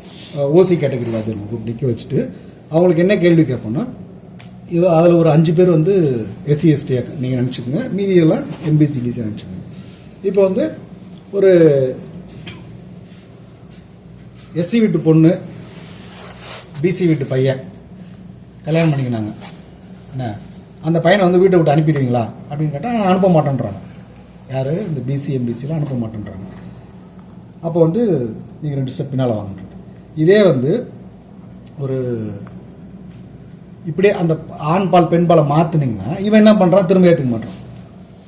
இப்போ வந்து ஒரு இப்படி இப்படி இப்படியே பேசி பேசி பேசி பேசி கொண்டு வருது. இந்த அப்போ இப்போ நான் ஒரு ஒரு ஊரில் திருவிழா நடக்குது, ஒரு தலிதா வந்து அந்த ஊர் தெருவுக்குள்ளே போயிட்டு அவங்க வீட்டில் திருவிழா அப்போ வீட்டில் போய் சாப்பாடு சாப்பிட கூப்பிடுவீங்களா அப்படின்னா கூப்பிட மாட்டாங்க. அப்படின்னா அப்போ 2 ஸ்டெப் நீங்கள் பின்னால் இப்படி சொல்லி சொல்லி சொல்லி அப்போ மன அளவில் அதே மாதிரி ஒரு ஆணவ படுகொலை வந்து எந்த கம்யூனிட்டியில் நடக்குது, எந்த கம்யூனிட்டி சார்ந்தவங்க பலியாக வராங்க ஆணவ படுகொலைன்னு அவனே சொல்கிறான். BC MBCயை அவனே ஸ்டேட்மெண்ட்டாக சொல்கிறான். இல்லை பொதுவாக SC ST ஆட்களுக்கு தான் அந்த பலி நிறைய நடக்குதுங்க. அப்போ நீங்கள் 2 ஸ்டெப் முன்னால் வாங்க, நீங்கள் 2 ஸ்டெப் பின்னால் வாங்க, இப்படி சொல்லி சொல்லி சொல்லி அவனுக்கு அந்த இடைவெளி காட்ட வேண்டியது. அப்போ இந்த சமூகத்தில் மன ரீதியாகவும் சரி, நம்ம சிந்தனை ரீதியாகவும் சரி எவ்வளோ இடைவெளி இருக்குது. இப்போ இந்த இடைவெளியெல்லாம் இட்டு நிரப்புறது தான் ரிசர்வேஷன். வெறும் பொருளாதாரத்தில் வந்து அவங்க 2 தலைமுறை படிச்சுட்டாங்க, அவங்க வந்து ஹெட்மாஸ்டர் ஆகிட்டாங்க, அவர் வந்து தாசில்தார் ஆகிட்டாரு, அதனால் அந்த குடும்பம் வந்து அப்படி கிடையாது. இல்லை, இது வந்து ஒரு சமூக அடுக்கில் சமூக மனநிலையிலேருந்து இந்த மாற்றம் ஏற்படும். அது வரைக்கும் நீங்கள் அந்த சலுகையை கொடுத்துருந்தா அதில் BC MBC சலுகை அனுபவிச்சு தான் இருக்கிறாங்க. ரிசர்வேஷன் இல்லாமல் யார் BC MBC இருக்கிறாங்க. ஆனால் என்னன்னா இவங்களுக்கே அந்த புரிதல் இல்லை, இடஒதுக்கீடு பற்றின புரிதல் இல்லை. அதுலேயும் தட்டை அணுகிறாங்க. அதையும் என்ன பண்ணால் சில வசதியான வந்து இது இப்படி கலெக்ட் பண்ணுறது. ஸ்கூலில் எதுக்கு ஜாதி கேட்குறாங்க, ஜாதி ஒழிக்கணும்னு நினைக்கிறாங்க, அப்புறம் ஏன் ஜாதி கேட்குறாங்க, எதுக்கு ஜாதி சர்டிஃபிகேட்டு, இந்த மாதிரி கிளாரிட்டி நமக்கு தேவைப்படுது. சார் இப்போ LGBT பற்றி பேசுனீங்க. ஸோ அது அந்த சமூகம் வந்து அதனால பாதிப்பு அப்படின்றது இருக்கு சார். இப்போ தர்மபுரியில் கூட ஒரு சின்ன பையனை வந்து இந்த சமூகத்தில் தான் பாதிப்பு இருக்குது. பஸ்ஸில் பிக் பாக்கெட் அடிக்கிறான், கொலை பண்ணுறான். இல்லை நான் சொல்கிறேன், பொது சமூகம் புரியுது சார், பொது சமூகம் தப்பு பண்ணாமல் இருக்கா பண்ணுறாங்க சார். அப்போ மனித மனங்கள் வந்து குற்றங்கள் செய்கிறது தான். அது ஏன் செய்கிறான்றது தான் கேள்வி. இப்போ நீங்கள் ஒன்றும் இல்லை, ஒரு LGBT கம்யூனிட்டிக்கு யார் வீடு வாடகை கொடுக்குறாங்க, யார் வேலை கொடுக்குறாங்க, நான் சாப்பாடு நான் செக்ஸ் ஒர்க் பண்ணி தான் ஆகணும். நான் போய் பஸ் எங்கேயாவது ஒரு ஹைவே ஓரமாக உட்காந்து டார்ச் அடிச்சுன்னு யாராவது செக்ஸ் ஒர்க் பண்ணி தானே எனக்கு காசு. ட்ரெயினில் போய் கைத்தட்டி காசு கேட்டால் தான் காசு, கடை கேட்டால் தான் எனக்கு காசு. அப்போ இந்த சமூகம் வந்து எனக்கு பொருளாதாரமாக எந்த வேலை வாய்ப்பும் கொடுக்காது, என்னுடைய வாழ்வாதாரத்துக்கு எந்த உத்தரவாதமும் கொடுக்காது. நான் கிரைம் தான் பண்ணுவேன்.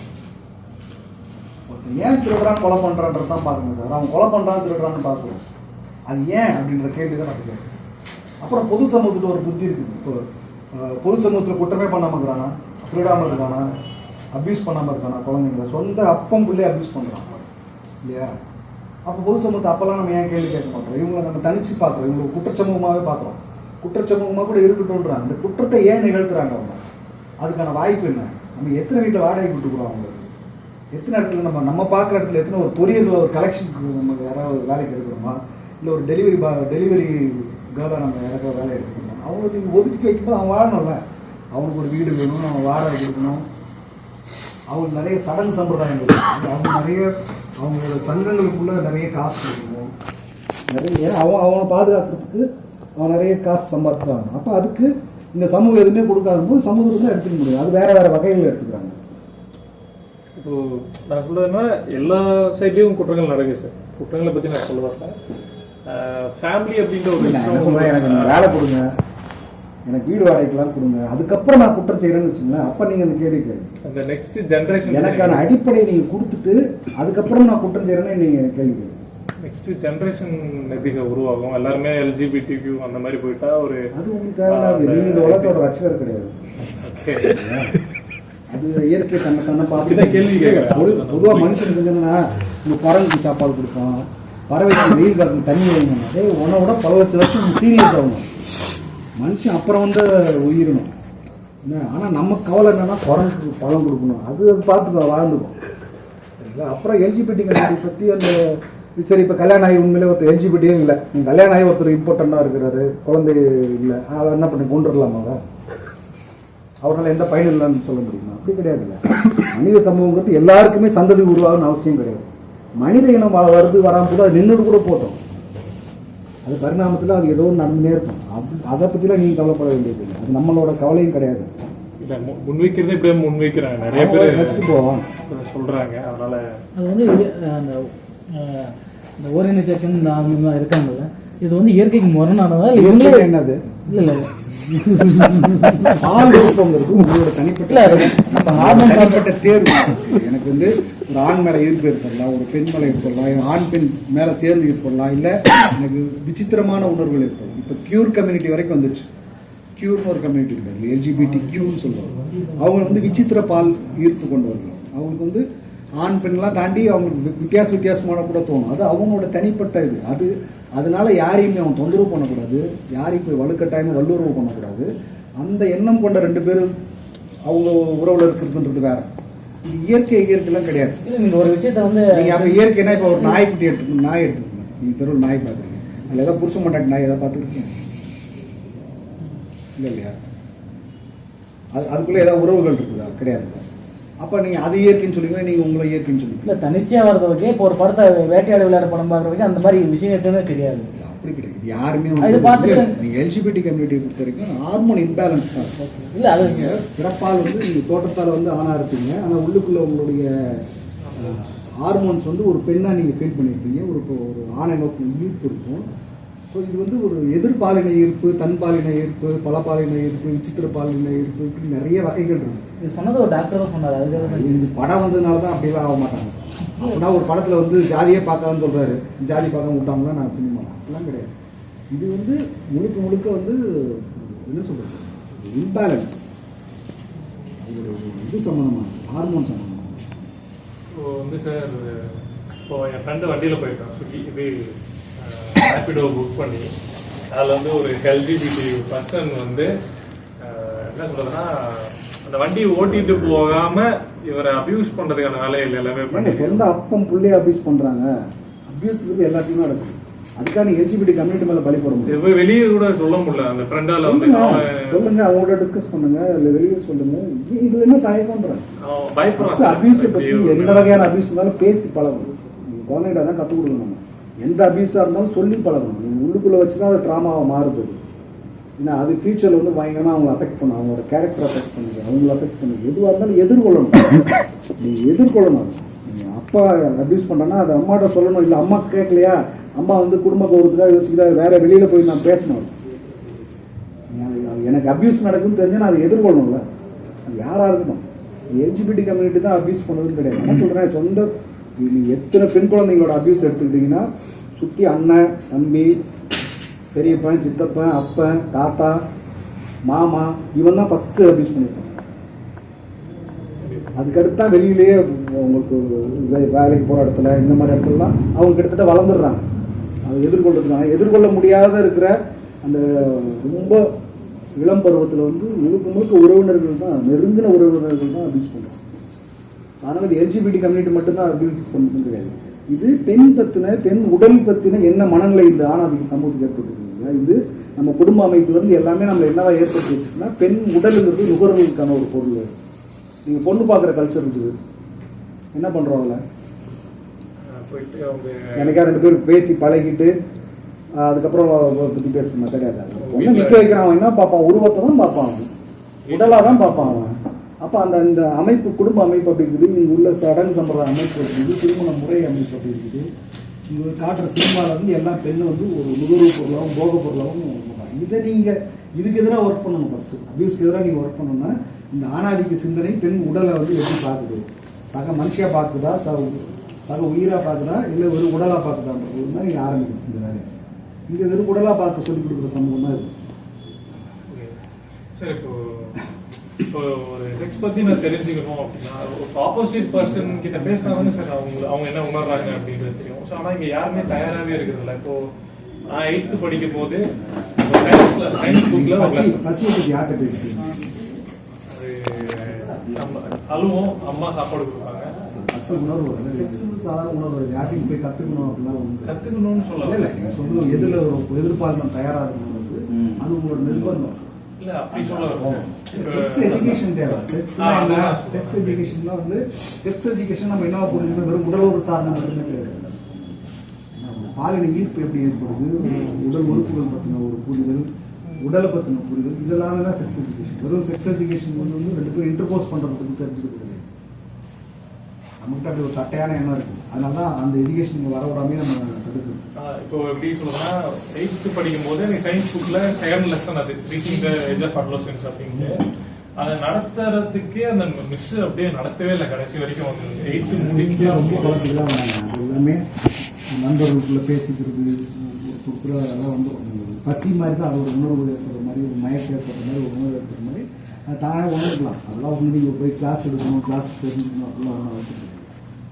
இப்போ எப்படி சொல்லுவாங்க சார், அந்த மெச்சூரிட்டி ராங்கான இதால தான் வருது. போன்ல பாக்குறது இல்ல ஃப்ரெண்டு அவனுக்கே தெரியாது. அதுதான் அதான் ஃபர்ஸ்ட் செக்ஸ் எஜுகேஷன் வந்து நீங்கள் வந்து அடிப்படையில் நீங்கள் எதிர்பாலினத்தை எப்படி மதிக்கிறீங்கன்னு நீங்கள் அதை தெரிஞ்சுக்கிட்டீங்கன்னா தான் நீங்கள் இதுக்கு வர முடியும். ஒழுங்காக நீங்கள் வந்து அந்த பெண் உடல் வந்து என்ன மாதிரி அது சக உயிர் நினச்சிங்கன்னா தான் அப்போ ஒரு மியூச்சுவல் அண்டர்ஸ்டாண்டிங்கில் நடக்கும்னு நினைப்போம்.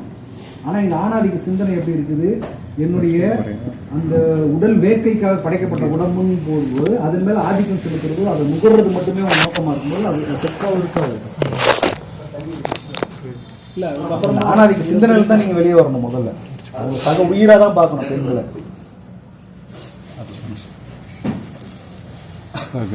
இங்கே ஒரு மணிக்கு அங்கே சந்தையில் கூட்டம்னு சொன்னாங்க. அவங்க ஏற்கனவே அழைப்பு கொடுத்துட்டாங்க. அதனால் இதோட இப்போதைக்கு இது கூட்டத்தை முடிக்கல. நீங்கள் மேற்கொண்டு கேள்விகள் அங்கே சந்தையில் போய் கலந்துக்கலாம். சில விஷயங்களை சொல்லி முடிச்சுட்டு இந்த கூட்டத்தை எப்படி ஒத்திரிக்கலாம் அப்படின்னு சொல்லிட்டு முதல்ல இந்த நிகழ்வுக்கு நடத்துறதுக்கு நீங்கள் சொன்னீங்கல்ல சார், ஒரு குற்றம் நடக்குதுன்னா அதோட பின்புலம் என்னன்னு பார்க்கணும் அப்படின்ட்டு. அதை வந்து சினிமா பார்க்கறது இல்லைன்ற மாதிரி ஒரு எண்ணம் எனக்கு. எந்த குற்றம்னாலும் அது ஏன் பண்ணா, எதுக்கு பண்ணா, அந்த மாதிரி நீங்கள் சினிமா தான் சொல்கிறேன். இங்கே உள்ள சினிமா வந்து நாயக வழிபாட்டு சினிமா. ஒரு ஹீரோ இருப்பார், அந்த ஹீரோவுக்கு சர்வ வல்லமாக இருக்கும். அவர் தான் அந்த உலகத்தை காப்பாற்றுவார், மக்களை காப்பாற்றுவார், குழந்தையை காப்பாற்றுவார், அக்காவை காப்பாற்றுவார், தங்கச்சியை காப்பாற்றுவார். இதுதான் சினிமா. அது கடவுள் மாதிரி தான். கடவுளை போட்டதுக்கு பதில் கதாநாயகனை போட்டுருவாங்க. அந்த சினிமா தான் பேசும். இப்போ ரேப்பை பற்றி எடுத்துக்கிட்டாலுமே அந்த ரேப் எப்படி பண்ணுறாங்கன்றதா காட்டுறாங்க தவிர அது ஏன் பண்ணுறான்னு காட்டுறதில்ல. இல்லை அந்த விக்டிம் வந்து எப்படி அதுக்கப்புறம் வாழ்வாங்கன்றதையும் காட்டுறதில்ல. அது இவங்களுக்கு தேவை கிடையாது. புது சமூகத்தோட கொதிப்பு வந்து என்னென்னா, ஒரு இப்போ சமீபத்தில் ஒரு படம் ரிலீஸ் ஆகி ஓடிச்சு இல்லையா, மகாராஜான்னு ஒரு படம் வந்துச்சு. அந்த படத்துலேயே உங்களுக்கு வந்து எதையுமே பற்றி பேசுறது கிடையாது. அது புது அதில் அந்த போலீஸ்காரங்களாம் அவ்வளோ உத்தமங்களாக வேலை பார்ப்பானுங்களாம். என்ன அந்த ஒட்டுமொத்த ஸ்டேஷனே வந்து அந்த நியாயத்துக்காக போராட்டம். அதெல்லாம் ஃபுல்லாக ஏமாத்து வேலை தான். அதுக்கு முன்னாடி வந்து இல்லை அது பொது புத்தி தான். இல்லை பொது புத்தி தான். பொது புத்தியில் வந்து நமக்கு என்னென்னா, ரேபேஸ்ட்னாவே ஃபஸ்ட்டு என்னென்னா, ஃபஸ்ட்டு அவனோட ஆணூருக்கு வெட்டிடணும், இல்லை அவனை நடுவில் ரோட்டில் நிற்க வச்சு சுட்டு கொண்டுடணும். இது ஏன் நடக்குது, எது நடக்குது, அதான் அந்த ஆண் பெண் இந்த சமூகம், ஆணாதிக்க சமூகம் எப்படி இயங்குதுன்றதை புரிஞ்சுக்கினா தான். இப்போ பொதுவாக என்னென்னா, நமக்கு என்ன நினைக்கிறான்னா, நம்ம பத்திரமா தூங்கணும், பூட்டு போட்டுன்னு தூங்கணும்னு நினைக்கிறோம். கதவை திறந்து போட்டு கூட தூங்கணும். அப்படி ஒரு நல்ல சமூகத்தை நீங்கள் உண்டாக்கணும். ஆனால் அப்படி கிடையாது. ரேப்பு பொறுத்த வரைக்கும், இந்த மாதிரி விஷயங்களை பொறுத்த வரைக்கும் என்னென்னா, ஃபஸ்ட்டு உடனே அதுக்கு வந்து ஒரு பொது புதியில் தட்டையான ஒரு தீர்வு. அவன் ஒருத்த மேலேயே அந்த பலியை போட்டுருக்கு. அது கஷ்டம்தான். இங்கே உள்ள சினிமா மெத்தடு இருக்கிறதுல இந்த ஹீரோவை பற்றி தானே பேசுது. அவர் பழி வாங்குறது தான் இங்கே கதையாக இருக்கும். அப்போ அது பேசாது. எனக்கு அந்த மாதிரி ஒரு புக்லேயும் ஒரு முரண்பாடு இருக்குது. சில நேரங்களில் சில மனிதர்கள் ஜெயகாந்தனோடு அதில் ரேபிஸ்ட் வந்து விக்டிம் வந்து ஒரு 20 வருஷம் கழிச்சு பார்க்குவாங்க. பார்க்கும்போது அவங்களோட ஃபஸ்ட்டு இம்ப்ரெஷன் வந்து என்ன இருக்குன்னா, ஜென்டில்மேன் அப்படின்ற மாதிரி இருக்கும். அதுக்கு அடுத்து இதில் வந்து பார்த்தீங்கன்னா ஜென்டில்மேன் பரவாயில்ல 20 வருஷத்துக்கு முன்னாடி ஏதோ ஒரு 10 ரேப் பண்ணிட்டாரு அப்படின்ற ஒரு கோணத்துல இருக்கும். அது எப்படி அந்த புக்கு ஆணாதிக்க சமூகம் இது அப்படிதான் இருக்கும். அந்த ரைட்டராக இருந்தாலும் அவர் அந்த மனையில தானே இருப்பார். அவர் அதான் இந்த சமூக அமைப்பே அப்படிதான் இருக்குது. நீங்கள் அப்போ அப்படிதான் இருக்கும், அது அப்படி தான் எழுதும். அது அறிவாக அவரை நம்ம அறிவாக இருந்துட்டு அவர்கிட்ட நம்ம அதை எதிர்பார்த்து அப்படி தான் இருக்கும். இப்போ நீங்கள் இந்த கேள்விகள்லாம் வைக்கிறதுனால வச்சது அடிப்படையில் சில கேள்விகளை உங்களுக்கு முன்னாடி வச்சுட்டு இந்த கூட்டத்தை அப்படியே ஊற்றி வச்சுக்கலாம். இப்போ நம்ம நிறைய கேள்விகள் வச்சுருக்குறோம். செய்தித்தாள் படிக்கிறோம் இல்லையா, செய்தித்தாளோட தகுதிகள் என்ன? நாம் ஒரு செய்தித்தாளை தொடுறோம், அதை படிக்கிறோம், அந்த செய்தித்தாளோட தரங்கள் என்னவாக இருக்கணும், என்ன அடிப்படையில் ஒரு செய்தித்தாளை படிக்கிறோம் அப்படிங்கிறது. ஓட்டு போட்டுட்ருக்கோம். ஓட்டு போடுறது எந்த அடிப்படையில் ஓட்டு போடுறோம், நாம் ஓட்டு போடுற வேட்பாளருக்கான தகுதிகள் என்னென்ன, நாம் என்ன எதுவும் வச்சுருக்கோமா? ஒரு பயோடாட்டா, ஒரு வேலைக்கு ஆள் எடுக்கிறோம், நம்ம கம்பெனிக்கு வேலைக்கு ஆள் எடுக்கிறோம்னா அதுக்கு ஒரு சில சட்டத்திட்டங்களை வச்சுருப்போம்ல, ஃபார்மாலிட்டிஸ் வச்சுருப்போம்ல, முறைகள், இதெல்லாம் தேவைன்னு. நம்ம ஓட்டு போகிற நம்மளுக்காக வேலை செய்கிறதுக்காக வந்திருக்காரு கவுன்சிலர்லேருந்து ஆரம்பிச்சு, அவருக்கு நம்ம என்னென்ன வச்சுருக்கிறோம். இவ்வளோ கேள்விகளுக்கு அடிப்படையாக சில கேள்விகள் இருக்குது. அரசியல் தொடர்பாக நம்ம என்ன புரிதலோடு இருக்கோம், எந்த அரசியலை நம்ம பேசிகிட்டு இருக்கோம், நம்ம யோசிச்சுட்டு இருக்கோம். இந்த கேள்விகளை உங்களுக்குள்ள இந்த கேள்விகளை தீர்மானித்தது யார்? உங்களோட புரிதல்களை வேற ஒன்றா, அப்படி யாருடைய கேள்விகளை நீங்கள் கேட்டீங்க அப்படிங்கிற விஷயங்களோட இதெல்லாம் நீங்கள் இப்போ கேட்டதோட அடிப்படையாக வச்சு பார்க்குறப்போம். பிம்ப அரசியல், கருத்து அரசியல் ரெண்டாக இருக்குது. நம்ம எந்த அரசியல் நோக்கி போயிட்டு இருக்கோம், நம்மளை சுற்றி எந்த அரசியல் இருக்குது, அதுக்கு முதல்ல தான் ஓட்டு எந்த அடிப்படையில் போடுகிறோம், அதில் நம்மளோட ஆளுமை எவ்வளோ தூரம், நம்மளோட புரிதல் எவ்வளோ தூரம் இருக்குது. ஓட்டு போடுறதுங்கிறது நம்மளுக்காக ஓட்டு போடுறதில்ல. இப்போ எங்கள் அப்பாவை போட்ட ஓட்டு நான் விளைவு தான் இன்னைக்கு நீட் வந்திருக்கிறதுன்னு எனக்கு ஒரு புரிதல். இப்போ நம்ம இன்னொரு 10 வருஷம் கழிச்சு வரப்போகிற நம்ம குழந்தைகளுக்காக தான் நம்ம ஓட்டு போட போகிறோம், இந்த வரப்போகிற விஷயங்களுக்காக இல்லை அப்படிங்கிறது ஒன்று. இப்போ இந்த அடிப்படைகளில் நீங்கள் அதை தேடணும் அப்படிங்கிறது ஒன்று. ரெண்டாவது, இன்னைக்கு இவ்வளோ பேர் கூடியிருக்கோம். கடைங்கிற ஒரு பொது அமைப்பு, இந்த பொது அமைப்புக்குள்ளார எங்கே மக்களோட பங்கெடுப்பு இருக்கோ, மக்கள் பார்வை இருக்கோ, அந்த இடம் பாதுகாப்பாக இருக்கும். இன்னும் எங்கள் நண்பரோட பொண்ணை கவர்மெண்ட் ஸ்கூலில் சேர்த்துருக்காங்க. நீ ஒன்றும் பண்ண வேண்டாம், மாதம் போய் டீச்சர் என் பொண்ணு ஏதாச்சும் தப்பு பண்ணதா ஒழுங்கா இருக்கான்னு மட்டும் கேட்டுட்டு வா அப்படின்னு சொன்னேன்.